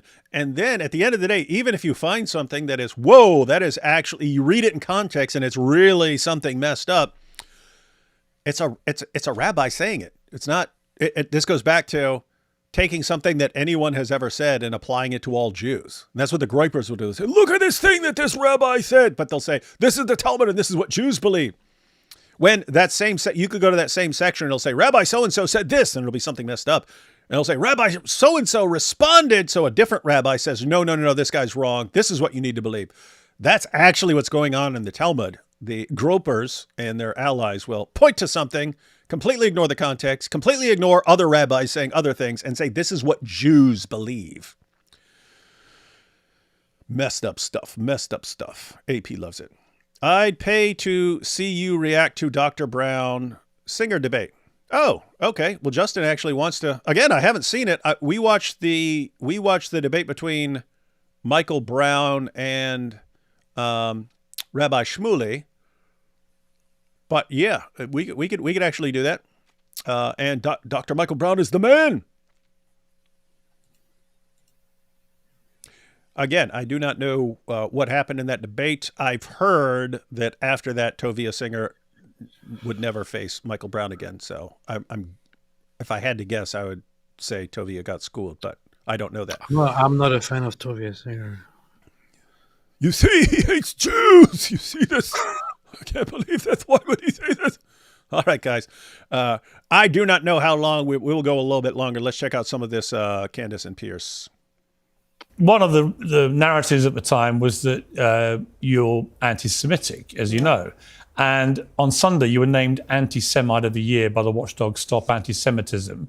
They said you blew the competition away with more votes than anyone in previous years. And their founder, Leora Rez, told the New York Post, Candace Owens, witch's brew of anti-Semitism drew from vile medieval blood libels, including claims that Jews drink Christian blood, conspiracies that Jews are pedophiles who control the media and are taking over America, modern toxic anti-Israel hysteria. There is no psychotic rabbit hole too extreme for this poisonous hater. Now, we'll come to the specifics of that. Keep in mind, they said a bunch of stuff because she said it, but she'll laugh as if it's all Ridiculous accusations. Which are obviously pretty full on. This general feeling that people have that you're an anti-Semite, address that head on. Well, it's actually not even a general feeling. So that what's really remarkable is if you go underneath that post or go find the New York Post post, every single comment is in my favor. And so we've gotten to this point now where the charges of anti-Semitism. Did you see what she just said? Look at the comments. That's what she said in her acceptance speech. She posted an acceptance speech where she accepts the Anti-Semite of the Year award. She says, but look at the comments under those things. What's she saying? AP, did you catch this? So they're saying, look at all this insane stuff about Jews drinking Christian blood and things like that you've supported in the past. And her response is, but look at when they post an article complaining about me, what happens? Look at the comments saying, no, you're stupid, Candace is based. And that's how you should decide whether she's right or her critics are right. That is very interesting methodology. Are kind of going through the exact same routine that the charges of racism did back with BLM. Like, first, people took that very seriously. Like, if I said, Piers, you're a white supremacist, you would have just been astonished, because who wants to be called a white supremacist? But then you started to realize this was about power, and this was about control, and this was about trying to manipulate people to take your perspective. And post October 7th, you had what I refer to them as like the Likud party media in America. I count the New York Post among them, who just insisted that unless you agreed with everything that Bibi Netanyahu was doing and towed a very specific line, they were going to smear and libel you and ruin your life. And Pause. Already done. The New York AP, already Times. done. The New York Times. Man, if you ask Jews, Zionist Jews, Israelis right now, one of the publications that they have the biggest problem with right now, in the face of everything that is going on since October 7, is the New York Times. Because of all the horrible propaganda and people that they have platformed and gave a voice to, the twisting of things, the publishing of an article in which they actually gave anti-Israeli volunteers the chance to spread faked photos and faked X-rays of supposedly kids' heads with bullets in them, which are just so obviously fake. This was the New York Times. That one is supposed to be.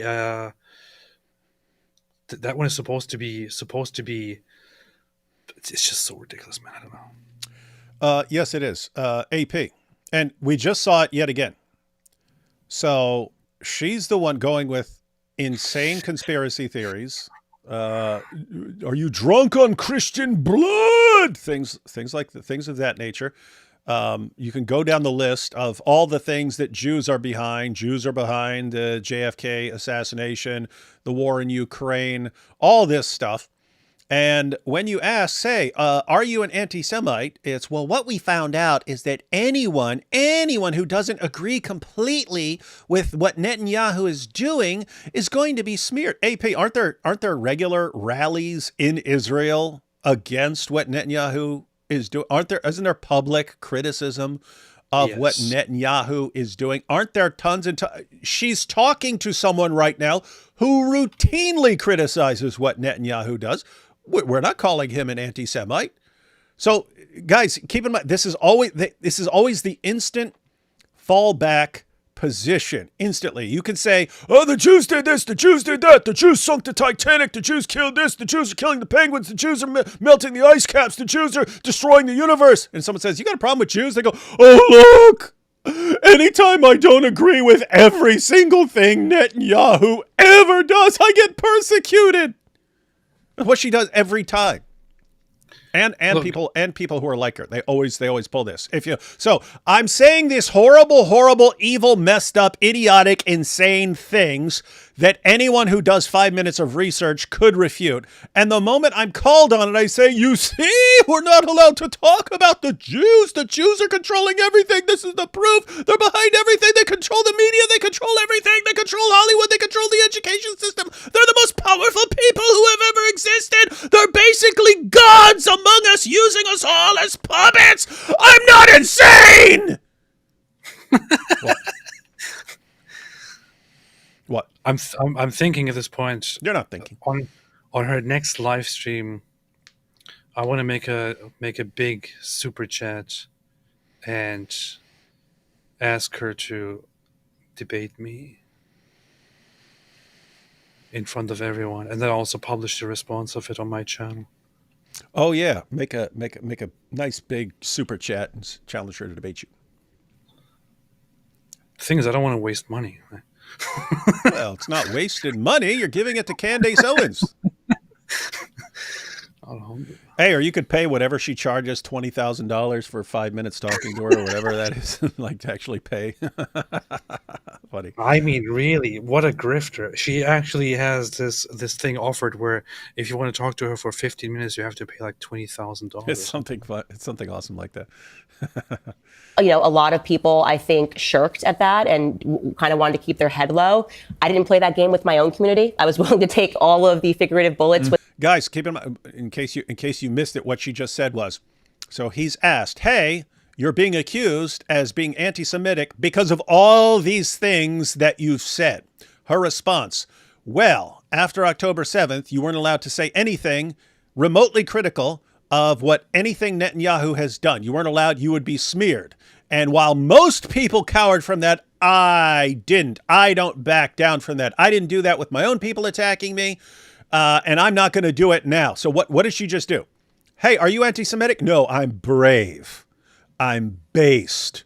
I'm the one willing to defend the truth here, even when they try to silence me, even when they threaten me, even when they use all their powers, they're controlling the entire universe to try to control me. I will not be controlled like that. I will keep defending the truth, even though they could kill me at any point, because that's what they do. Remember the other clip where this is the only group where anytime you mention it, you have to worry about being killed. Look, nobody is in any danger because they criticize Israel. Nobody is in any danger because they criticize Jews. People do it all day. You spend half of your time doing all kinds of weird stuff in your basements, and the rest of your time talking trash about Jews. Nothing happens to you. You know who is really in danger? People who talk trash about Islam. You know who's really in danger? People who call out Islam. Mm-hmm. David and I, we are in actual danger. Mm-hmm. Candace Owens and people who talk trash about Jews and Israel are in no danger.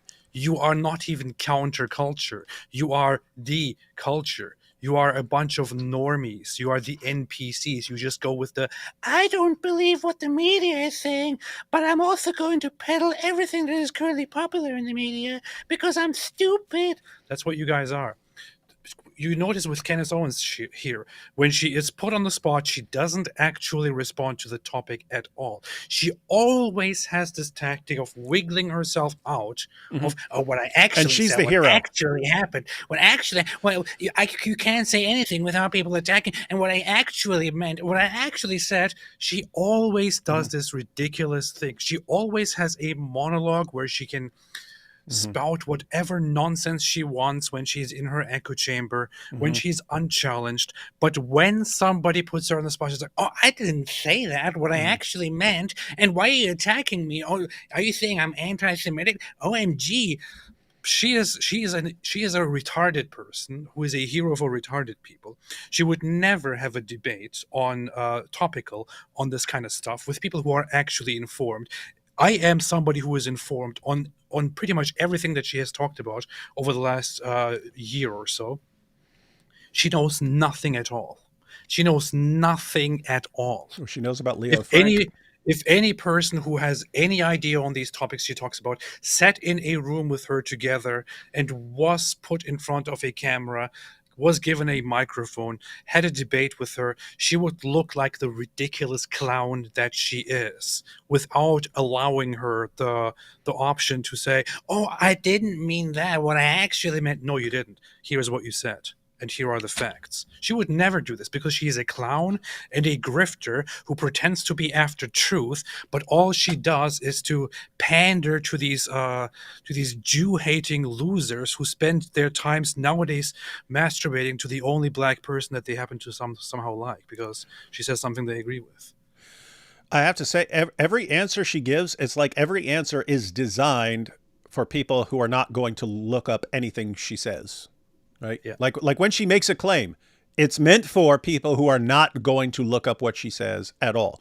And when she's challenged, hey, you're accused of being an anti-Semite because of all these things, it's, let me give you this totally superficial thing, and I'll give this completely superficial response. And it's meant for people who are not under any circumstances going to look anything up, and they're just going to, oh, that's why she's being attacked, just because she's brave, just because she's courageous, just because she happened to have disagreed with something that Netanyahu did. That's why she's being targeted. It's not because she's saying things about, drinking Christian blood and stuff like that, and Jews being behind the assassination of John F. Kennedy, and Jews being behind the war in Ukraine, and Jews being behind everything, Jews doing all this, Jews melting the polar ice caps, Jews blah, blah, blah, blah. It's not because of all that stuff. I mean, she just happens to be one of those people who probably abduct people and abduct children and then kill them in their basement and drink their blood. Which I'm not saying that this is a fact. I'm just saying that I'm just asking questions. Just asking questions. We're just asking questions. Why is no one talking about Candace Owens being part of a sex cult? I'm literally in danger of being killed for just saying this. I know. We both are. Guys, if we both die, just know it's because we crossed Candace's possible, we don't know, but it's just suspicious that no one's talking about the demonic bowel-worshipping sex cult that Candace may be part of in her basement, where they sacrifice children after molesting them. Yeah, we don't know. We don't know. We don't know. We're just asking questions, but we'll probably die because we're the ones asking the questions. But we will not be silenced by Candace's hypothetical sex cult that sacrifices children after having sex with them. We won't be silenced by them. So, guys, we're brave. We're brave. We just said a bunch of insane stuff, but we're the brave ones. We're the brave ones here. So we're the good guys. Why are people following and defending a person who is possibly abducting little children and then having sex with them and then drinking their blood and killing them? What's wrong with people? Evil, sick times. Evil, sick time. A couple. Just wanted to get, because there's a particular super chat that is breaking news. So Tovia shouldn't talk, let alone be a singer. You don't know. He may be the best singer in the world. Pierce, it's the Jews. Look at the comments to see the gropers who agree with me. They're clearly the arbiters of credibility and authority. Guys, we're laughing at that, but that's literally what she just said. Check the comments, because anytime she posts anything, the gropers follow her along, cheer her on, agree with her, and then you say, you see, it's like a Dawa guy saying, oh, I just said this, and people say, what are you talking about? That's demonstrably false. But look, all my followers agree with me. Yeah, you've programmed them to do that. That does not mean you're right. You giant clowns. Anyway, the breaking news we have here is Houthi missile just hit Tel Aviv. I looked it up. Here it is. Houthi missile impacts Tel Aviv. A ballistic missile launched by Yemen's Houthis struck central Tel Aviv early this morning, causing significant damage. The Israeli military confirmed that their air defense systems, including Iron Dome and David's Sling, were unable to intercept the missile. Initial reports indicate 14 people were injured and property damage was extensive, particularly affecting a school in a Tel Aviv suburb. The Houthis have claimed responsibility, escalating tensions in the region. This just in from Candace Owens. The Jews are actually behind this attack, and they're doing it so they can take over Yemen and destroy Yemen and make it part of little Israel. Oh, damn, I see the video. Nothing insane here. I see the video. I see the video too. Jeez. Actually hit. And listen to The me saying, you Houthis see, we're strong, we're very strong. The Houthis made a statement saying, the heart of the enemy is no longer secure. We have hit them. Israel says 16 lightly hurt, mostly by shattered glass as a response to because of the impact. This is of course what two Houthis are proud of. They're like, we have hereby obliterated the enemy, the Jews. You see, Allah's with us. After 1 million losses Islam has suffered this year, we broke some glass and cut some people. You see, this is the proof that Allah supports us. Well, here's the thing. Houthis. Hamas got into a fight. See where they are now. Hezbollah jumped into the fight. See what happened to them. No, see, They have been see where their balls are now. Gone. Castrated and decapitated. Literally castrated. The Houthis have not listened since the beginning and keep firing rockets while their own population is starving. I hope Israel responds appropriately to this and wipes them off the map, the Houthis. Houthis have to be nuts at this point, right? You just watched everyone that was being backed by Iran get crushed. Houthis are the Iran-backed group there. And hey, let's start it off. We know Iran can't protect us anymore, so let's start fights with everybody. Yay! Idiots. And then they're going to get crushed, and they're just going to be, oh my goodness, the poor Houthis, look what Israel did to them. Oh my goodness, why? Though, will the genocide never stop? There are so many gropers in the chat. They're like, "Oh, you can't criticize, you can't say anything about the Jews." Yeah, it's always the same thing. Accuse the Jews of being behind everything bad going on. Accuse them of drinking blood and abducting children and being evil and demons and this and that. And then when you call them anti-Semitic, they're like, I can't say anything about Jews." This is the proof that Jews are controlling everything. You see.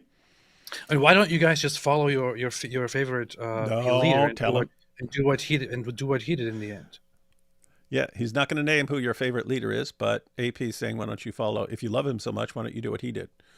We're not naming any names here. Yeah, why don't you write a book or paint things? See? Elon says, I don't understand why it's acceptable for Candace to charge $1,500 per minute, but as a Jew, I'm not allowed to lend with interest. Good point. And Nasara It's not even a joke. Check it out. Google Candace Owens Minnect, Minnect. It's a new app that was started by by Patrick, by David. She was invited as one of those people to sign up early on and to be a creator there. And she, as soon as she created her profile, that is still up, it's still there. She actually charges.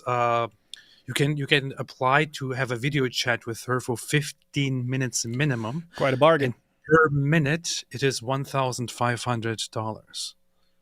Pretty good. But you have to pay for 15 minutes minimum, and per minute is $1,500. Cha-ching! $22,500. And Nasara says, they're cowards and will never stand their ground if challenged on a topic. They always backpedal or change your topic. Spineless cowards and grifters. Not sure who you're talking about or which side. Thank you, Dean LaFleur. No comment. Human shrunken heads, lampshade, and soap, all lies. What's this about? Is this saying that Candace has all this stuff in her house? No, what this is in reference to early rumors about the Holocaust, that the Nazis were turning Jews into soaps and lampshades and things like that. Some of which turned out to be exaggerated rumors that were debunked by the the Holocaust memorial museums and so on themselves. But of course, this is a perfect opportunity for these for Nazis to say, "Oh, look, this turned out to be false. Therefore, the entire Holocaust is a lie." Mm-hmm. That's not how it works, you imbeciles, you 60 IQ morons, you apes, you disgusting dumb idiots. Yep. This is not how it works. Yeah, it's the same thing with when the October 7th attack happened. You had like early reports coming in that all these children are being beheaded because a reporter said something on TV and so on. And then later on, as more information comes in, you say, oh, this or that was wrong. This was that. How's that work? It's yes, right after something happens, it's very easy while people are starving for news to hear something and then to spread it around before it's been confirmed. What happens? Then there are investigations. Then you find out. Then you could say, oh, we heard this. It didn't happen. We heard that. It didn't happen. We heard that. It didn't happen. But these other things, yes, these have been confirmed. And what do morons do? No, but look, they said this happened and it didn't happen. Therefore, nothing happened. It's all made up. Stupid. Stupid. And then we have even OSS propaganda. What's OSS? What's OSS propaganda? I don't care. Don't know either. Do a piece on the Talmud would be helpful. Didn't we do an entire show going through the Talmud? Yeah. On IP's channel? You should do a piece on it. You should read the Talmud on live stream. Yeah, the whole thing. Oh, that'd be awesome. Like a 6-month live stream. All right, back to Candace and her showing that she's not saying all these things because there's a problem with her. No, it's she's the one who's brave enough to stand against the evil and not back down. Black America, calling me a race traitor, a self-hating black person, whatever it was. I don't view Jewish people to be some exception where you're allowed to now call everybody anti-Semites because you can't actually debate what Bibi Netanyahu is doing and why so many people around the world are not comfortable with it. So, Hey, quick question. I don't want to keep interrupting her because wanted to get through some of this. But how many debates has Pierce had on what Netanyahu's doing? Many. A bunch. Like we could literally go through them every day. He's had a ton. She's sitting here and saying, hey, guys, I found out that you are not allowed to even have a debate on what Netanyahu is doing. She's saying this to a guy who has hosted, 40 debates on what's been going on. And she's saying that I found out that you're not allowed to even debate this. And that's why I'm being attacked, but I will not back down. It's insane, idiotic nonsense that's meant for her moron followers who are just, oh, she's so brave, stunning and brave. She's lying to your faces. You can't even debate this. On what planet can you not debate this? You're literally sitting in front of a guy who's hosted dozens of debates on this, and you're saying you found out that you can't debate this. Hey, this is funny. I just asked idiot. ChatGPT. Lying idiot. What? I asked ChatGPT how long would it take to read the entire Talmud in one sitting with the reasonable breaks, such as minimal sleeping and bathroom breaks only, but no eating and no drinking. Says adjusting it accordingly. If you would read if you go for a very unhealthy amount of sleeping. You would probably read like 18 to 20 hours every day. If you do this consistently, you would finish it all within about 50 to 75 days. Well worth it, AP. Get on it, AP. Get on it. Just leave a little bit extra time for live streams. Other than that, there's nothing you need to do in life. So focus on that. The general rule is that people who study one page per day of the Talmud finish their studies within 7 years. And then you have idiots going online and have you looked at the Talmud? Do you know what the Talmud says? I'm the master of the Talmud. I got this meme from Nick Fuentes. I saw a meme. Yes, they can award that all they want. People are mocking it. It's now become like cartoonish. And they have, unfortunately or fortunately, completely removed the power from that term. What is your view of Jewish people? They've completely removed the significance of the term anti-Semitism because they're applying it to people like me. And all I do is spread every insane conspiracy theory about any Jew ever. And they're applying it to me. Well, now there's no meaning to the term because what if there were an actual anti-Semite here? Well, all I'm saying is that Jews are behind all the evil in the world. Yeah, that's why I'm called anti-Semitic. Yeah, all I do is I say that they started the war in Ukraine and they're behind the Catholic Church sex scandals and they killed John F. Kennedy. What? See, you're going to apply that to me? Come on, don't be crazy. Of Judaism. Yeah, for the record, what's your view? My view is that Judaism is a faith. What? Israel is a state, and it is not above critique. And that what Bibi Netanyahu has done to the Palestinians since October 7th is a Holocaust. It is a Holocaust that has been So she said it's a genocide. She says a Holocaust. So it's a genocide and a Holocaust. All right, here we go. committed on Palestinian children and women. And I'm not going to quiet my perspective on that, to kowtow to whatever the prevailing narrative. Wait. You can't just go past the Holocaust claim without... I wasn't planning to. I was planning on letting her finish her statement before you rudely interrupt her. I don't care. You can't say a Holocaust. There is no such thing as a Holocaust. You can say it was a genocide. You can say a Holocaust. You can say a Holocaust. This is a She typical... just did. You can't tell people what they can and can't say. Tactic, a typical strategy at trying to minimize the Holocaust and to be honest, this might be something that she might be doing because she actually hasn't ever thought this through and doesn't know much about it, because she is also an imbecile aside from being a liar and a hateful person. The Holocaust is specifically the actions that Nazis undertook against the Jewish population, or mostly the Jewish population in Germany. That includes amounts of genocide and all kinds of different things.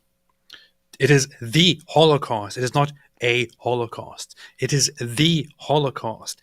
Taking the Holocaust and turning it into a Holocaust and then describing other things as Holocaust instead, is especially things that Israel does as Holocaust instead, is a very, very typical Nazi way of minimizing the Holocaust, and it's called inverse Holocaust something. Don't make things up. It's a typical strategy to attack Jews. She is being brazenly anti-Semitic right here, and then she complains about it. Look, if you are actually not anti-Semitic, and you are sad, you are upset because people call you anti-Semitic, okay, we get it, right? But she is actually repeating all of the anti-Semitic propaganda and then complaining that she's being called anti. There is no greater anti-Semitic right now in this during this year who has had more influence on anti-Semitism than you, Candace Owens. You are a #1 anti-Semite for a reason, because you are because you are stupid and idiotic and imbecilic, or because you are deliberately doing this. You are using typical anti-Jewish, pro-Holocaust, pro-Nazi, or Holocaust denying talking points to attack Jews. No other reason at all. I actually don't have a problem with saying a Holocaust, as long as you're basically saying it's like the Holocaust. Here's another thing that's like the Holocaust. But Pierce actually calls her out. She's like, he's about to say, wait, you're not saying that these are the same things. Yeah, that what's going on now, and she insists that, yes, it is. But guys, again, look at what she just did, because she does this every time. She has done a ton of stuff which makes her sound like a complete anti-Semitic lunatic, right? Every deranged conspiracy theory, every time there's a Jewish sex cult killing kids behind the scenes, she's on board with that theory. It's true, it's true, it's true. They're behind everything. Then when she gets called an anti-Semite because of it, it's just because I'm against the genocide of children. It's almost like the Mott and Bailey fallacy, but I can't even use that here because this is significantly sloppier than the Mott and Bailey fallacy. But then the reason people are attacking her is just because she's against what Netanyahu's doing. He's carrying out a Holocaust. He's carrying out a genocide against the women and children. She's just trying to defend the children, and they're trying to silence her because she's objecting to the killing of women and children. Guys, is that what people are objecting to? Matter of fact, same problem once again, and I wish Pierce had pointed this out. Pierce could have said right here, what are you talking about? I have called out Netanyahu repeatedly. I was not even mentioned for Anti-Semite of the Year. What you're saying you are called Anti-Semite of the Year for is what I do every day on my show. Why are they? There has to be some other reason they're coming after you. Stop lying about what you're doing. That is not what you just said they're attacking you for. It can't possibly be what they're attacking you for, because what you just said you just did, that's what I do every single day in every single show. And a ton of my guests do the exact same thing. They're not called anti-Semites. They didn't win Anti-Semite of the Year. So nice try. Better luck next time. What's the real reason you won Anti-Semite of the Year? That's what he should have said, but he didn't. But he does challenge her on the. So beautiful, and they're jealous. They're just mad. They just have a problem with women. There's just the Jews just have a problem with women. They don't like strong women, especially strong black women. That's why they're coming after. I didn't mean to say Jews. Sorry, I didn't mean to say Jews. Yeah. I meant Netanyahu. Netanyahu does. Is at the New York Post. I had Dan Bilzerian on Uncensored recently. I got to say, it took a pretty shocking turn, the interview. I hadn't fully factored in just how, in my opinion, after talking to him, brazenly anti-Semitic he is. And this included this clip here. Do you not understand? No, this is weird because In my opinion, the stuff he plays from Dan is stuff that Candace, I don't think, is going to disagree with, and I don't think she does. But I think the clips that he shows, and I know Dan is really, really messed up, but the clips he shows is, I'm just saying it's not a total of 6 million. That's it. That's what he's saying. But let's see. Why Jewish people might feel a sense of victimhood, given that 6 million of them were killed in World War II by a genocidal monster in the Holocaust. Do you not understand why that might make Jewish people feel that, yes, they have indeed been victims? Yeah, I mean, that figure's been revised. They said that it was 4 million that died in Auschwitz, and then they said it was down to 1 million. So they've revised the figure. AP, you want to give a quick response, not 10-minute response, quick response to how stupid that was. Hey, AP, we just said after something happens, you can get certain numbers and stuff, and then numbers can be revised.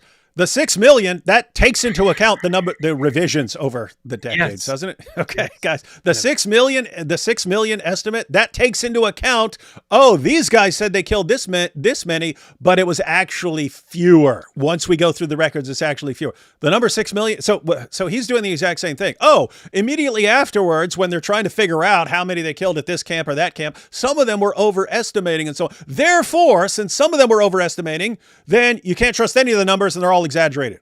Wait, no. I mean, the 6 million is based on after the dust is settled, after the records have been examined. They end up with a number around 6 million. And he's saying you can't trust that. Why? Because the earliest records, when people were exaggerating, were later investigated and found out to be inflated, and therefore by the Germans themselves. Nazis themselves who were exaggerating.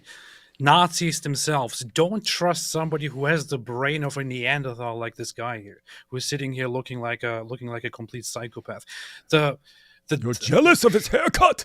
The information about the numbers of the Holocaust were not just made up on the spot. The Nazis themselves overestimated it. Yes. Were the Nazis a bunch of anti-Europe, pro-Jewish propagandists? No.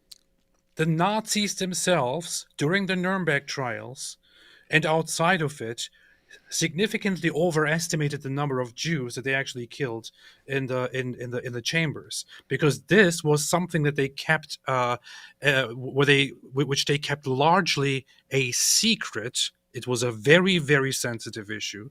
They knew that what they were doing was unacceptable to others outside, so they were hushing it very, very much. There were only very few who kept records, and apparently Adolf Eichmann was one of those people who didn't keep very good records, but even he himself overestimated the numbers. Rudolf Höss overestimated the numbers, but they were, for example, saying or arguing that they killed over 2.5 million Jews, or 2 million Jews in Auschwitz alone, for example, which turned out to be not true. It was less than that. It was more than 1 million in Auschwitz alone. In total, in the gas chambers and concentration camps, they killed over 2 million Jews. Many others they killed in through death squads and other means, going to a total amount of roughly 6 million Jews. And that is just the Jewish victims. There are also the other victims of the Holocaust, not just Jews. However, this is not arbitrary. This is not something that people are just saying and you can't verify it. This is not something that you can reasonably question but will be shut down. If you actually, again, one of those situations, if there was somebody a little bit slightly informed here to counter what Dan Bilzerian here is saying, he would look like even more like an idiot here. But of course, Pierce is not somebody who is informed on anything. But you haven't seen the end of it. I think he's just going to say he's just denying the 6 million, and that's it. And you could tell Pierce, when Pierce hands it back to Candace, expecting Candace to blast him, she clearly, I don't think, disagrees with him. It's just how many people he said much worse. He said much worse things. Yeah, that's what I mean. He has said way worse things to point out that. I wouldn't even have a problem with someone thinking, I think it's somewhere less than 6 million. Of course, it is estimated to be around 6 million. It could be between 5.5 and 6 million, somewhere around that range or above. Yeah, I wouldn't have any problem. I wouldn't have any problem with someone saying, you know what, I think it may have been a little less. 5.5 somewhere. If they're saying something like that, that's not. These people go, no, it's 20,000. I'm probably only 20,000, something like that. Okay, then you sound like you're absolutely bonkers. Okay, so How many people do you? so the Nazis were a bunch of incompetent morons, I guess. Okay, good. Yeah. They're trying to wipe them out, and they just did just really bad at it. Were killed in the Holocaust? 271,000 that died in Auschwitz. How many do you think were killed in the Holocaust? I don't know, but I would bet my entire net worth that it was under 6 million. The evidence all says that it was less than 6 million. I mean, just the mathematics don't work. Trust me, bro. You can't cremate that many bodies. I'm sorry, but I just find that unbelievably offensive, and I'm not even Jewish. Look, pause. This is very, where very briefly. We addressed this yesterday too, but nobody has ever claimed that they cremated 6 million bodies. Yeah, guys, they were the claim. Yeah, they killed Jews in a bunch of different ways, namely just shooting them and rounding them up and executing them and burying them and so on. The burning them, that was at particular facilities. So no one's saying that's the only way Jews were executed and all 6 million died in that way. Matter of fact, you do have something along these lines. Let's go through these last couple super chats here. I heard the Houthis love Britney Spears. Hit me, BB, one more time. I suspect he's going to, because a successful rocket attack on Israel, that gets a different response than an unsuccessful rocket attack. So you wanted some attention, Houthis. You're about to get it. Candace says contrarian stuff purely because they're contrarian. She starts with the assumption that we've been lied to about everything and works her way backwards. That's her approach to everything. That's pretty accurate. Let's see. Pious Robot says, have you guys seen Andrew Klavan's satire of the Israel-Palestine conflict 2009? I think you guys would find it funny. He also says a lot of what you've said in the past. Klavan's one-state solution. I don't recall it, but I'm sure I've probably seen it, because I used to watch a lot of Andrew Klavan videos when he came out. That sounds pretty dorky. You're dorky. Dumber than an earthquake. And then here's the one I wanted to get to. But AP, what about the 6 million cookies analogy? Don't even get me started. You've been refuted. All right, so she's just asked to comment on Dan Bilzerian. I think we're going to have to close out with this because it's very late, but let's see. I'm like you. I think there's been a weaponization of all these things. Whether you're transphobic, you're racist, you're sexist, you're anti-Semitic, whatever it may be, you're Islamophobic. I mean, people just spray this stuff around all the time to the extent where it does become meaningless. And actually, people who genuinely are those things, they get caught up in the wash and almost protected by the kind of wash of stuff. But when you hear someone like Dan Bilzerian, what do you feel about someone like him? Yeah, so I actually didn't watch that interview, so I haven't seen it in its full context, and I try never to weigh in on clips because there'll be something I'm missing, sure. and then everybody screams at me. But what I will say is this. The larger discussion that's happening right now is whether or not having survived a Holocaust gives you the permission to commit a Holocaust. And for whatever reason, people have been, what I would say, milking the Holocaust narrative in the same way that Black Americans were milking the slavery narrative, and essentially saying, like, we lived through this and we survived this, and so now nobody can say that anything we do is wrong. And that's the big issue today, Is anyone saying no one can ever say that Israel or that any Jew has done something wrong? Guys, ladies and gentlemen, do not fall for this. Don't fall for it with us. Don't fall for it with her. Don't fall for it with anyone. If I say a bunch of completely deranged, easily debunkable conspiracy nonsense, and then you ask me about it, and then I say, oh, well, they're just trying to silence anyone who ever criticizes anything, and then they use this to do it. Always pause and think. Is that what people are objecting to? What you're saying now that was the only thing you did, is that what people are objecting to? Are people flipping out on her because she says, I care about Palestinian children? Is anyone saying that against her? I just have one message to those who say that she was good and she went off the rails. She was always like this. If you agreed with her at some point in the past because she said some things that you agreed with, but now you think that she's fully unhinged and gone off the rails, you just so happen to be now on a different side of a certain conflict where she has the exact same attitude. Sorry to say. If you agreed with her at some point, I would say it was a very, very bad choice and mistaken of you. She has always been a liar. She has always been a grifter, always cherry-picked quotes, always made up things to suit her agenda. And she got away in the past with it. And she thinks she can now do this with every topic because she talked about black issues as a black person. Would I or somebody else get quite the same comfort and treatment if we repeatedly talked about black people and acted as if black people are just a bunch of opportunist, lazy people who are, non-productive and who just keep getting stuck on one bad thing that happened to them? Boo-hoo, enslavement. Ooh, who cares?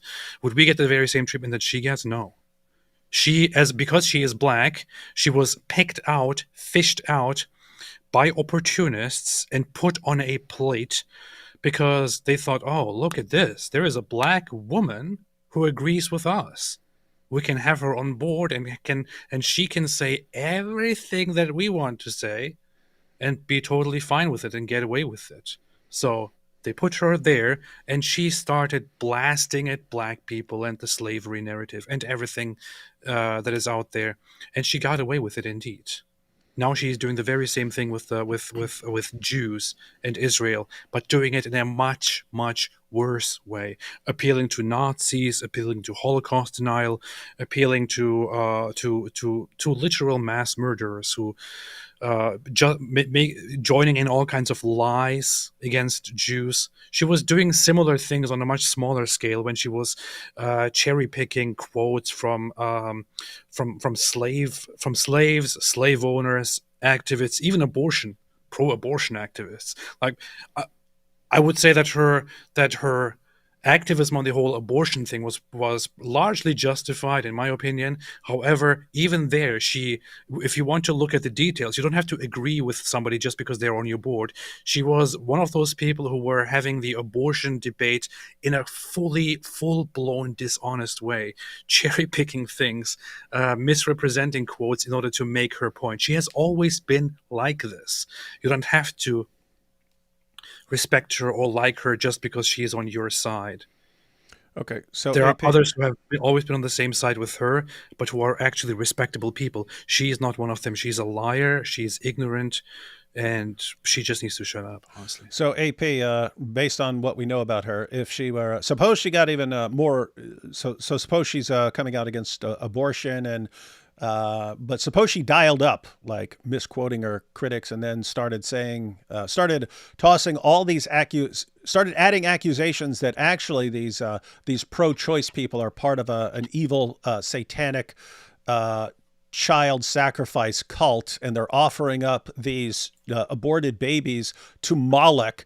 And we know this and she made up all these claims, and then someone said, wait a minute, that you sound insane. It's one thing to criticize abortion, but you're saying that there's this this child sacrifice cult where they're actually worshiping Moloch, and they're actually aborting these babies as an offering up to Moloch and so on. How do you defend that? Hey, look, look, everyone, this is just what this is just what happens when someone is pro-life. When someone is pro-life, they come after us and attack us like this. And it's like, wait, no. We're talking about you being pro-life. We're talking about you. I can't even talk about this. You see, the pro-life crowd, they control the world and they're behind everything. They started the Ukraine war. Interesting. We have so many people that will not recognize that it is totally feasible that a Jewish person, and I'm speaking here about Bibi Netanyahu, could do something as horrific as what was done to the Jews throughout World War II or throughout. Did she just say he's doing something that was as horrific as what was done to the Jews? Did she just say that? That what has happened in Palestine, what has happened is as horrific as what happened to the Jews? Did she just say that? Play it again. I'm backing it up. I'm backing this thing up. Back that thing up. And that's the big issue today, is that we have so many people that will not recognize that it is totally feasible that a Jewish person, and I'm speaking here about Bibi Netanyahu, could do something as horrific as what was done to the Jews throughout World War II. Did you just hear it? He has done something. You just heard it, right? Dude, guys, if I didn't know anything else, if I heard someone say, I don't care who it is. If you just said what just happened in Gaza is as horrific as what happened to the Jews in the Holocaust, I would think you're a complete freaking lunatic just based on that. I would not trust anything you say until you come back and correct that and make it not completely insane. That would be ball game right there. So just to be clear, ladies and gentlemen, rounding up tons of Jews, just executing a bunch of them, sending others to work in death camps until you toss them in ovens, and sorting through. Oh, these are ones that can work right now, so we'll keep these and let them work. We'll work them to death. These others, they're not fit for working, so they're too old or too young or something like that. We'll just toss them in the ovens, or poison them and so on. The idea that what's happening in Gaza, where you had a bunch of terrorists cross over into Israel, take a bunch of hostages, kill a bunch of people, run back, hide in tunnels, and then Israel comes to hunt them down, but they're using people as human shields. And at the end of it, they still have about between the two extremes. If you go with the Hamas figures or you go with the Israel figures, whatever you want to go with, they're between a 1-to-1 or 2-to-1 civilian to combatant death ratio. And she's saying it's as bad as what happened to Jews in World War II. I think you're freaking nuts.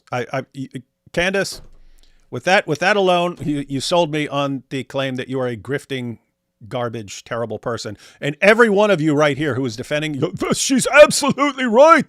What's happening right now in Gaza as Israel hunts down Hamas jihadis, it's just as bad as what happened to the Jews in the Holocaust. And that's why we can call it another Holocaust. And the Jews are using one Holocaust to justify this Holocaust.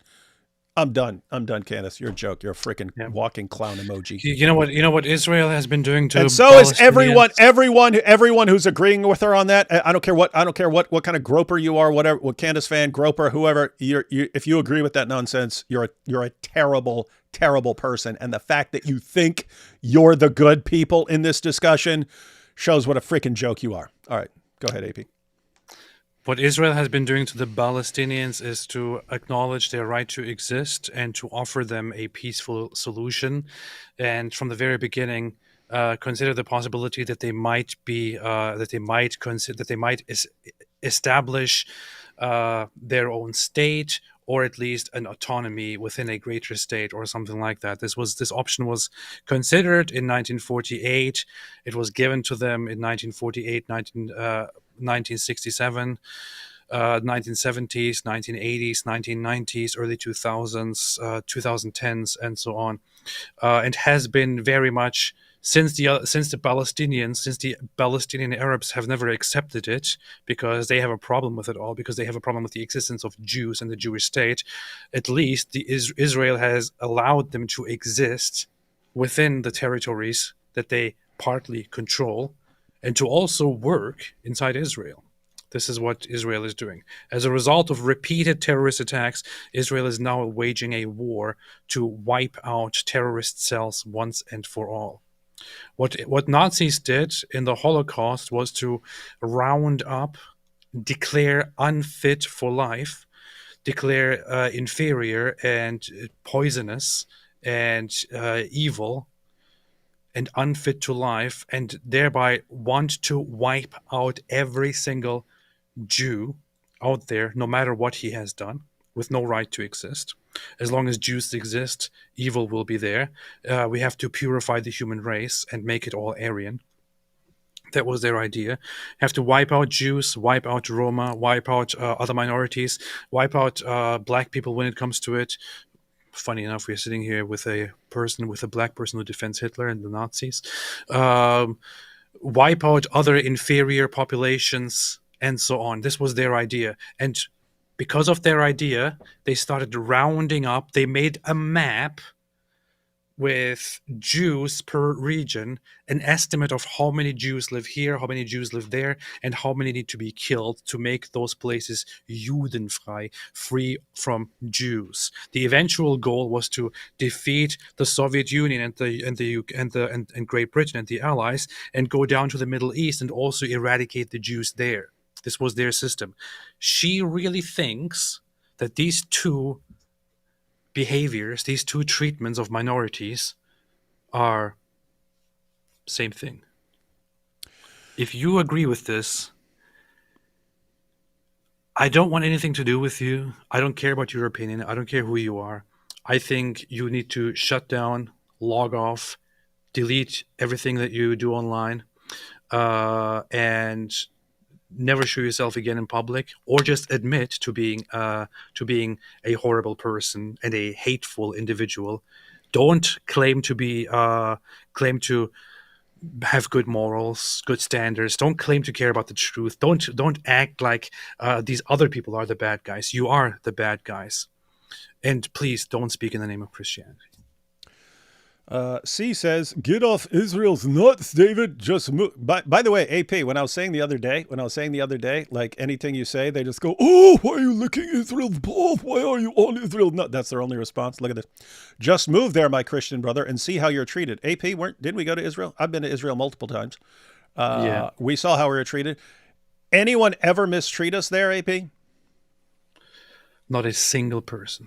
And AP, did I or did I not interview a Messianic Jew? This is a Jew who has followed Jesus as the Messiah. Did I or did I not interview a Messianic Jew who has been preaching in Israel for the past 20 years? And he has said there has only been one situation where things ever became physical. So there has been an instance. That one instance, you see. Yeah, you see, therefore all Jews. What did he say? He said most Jews, when he tells them that he follows Jesus as the Messiah, he said most Jews that he talks to are actually interested.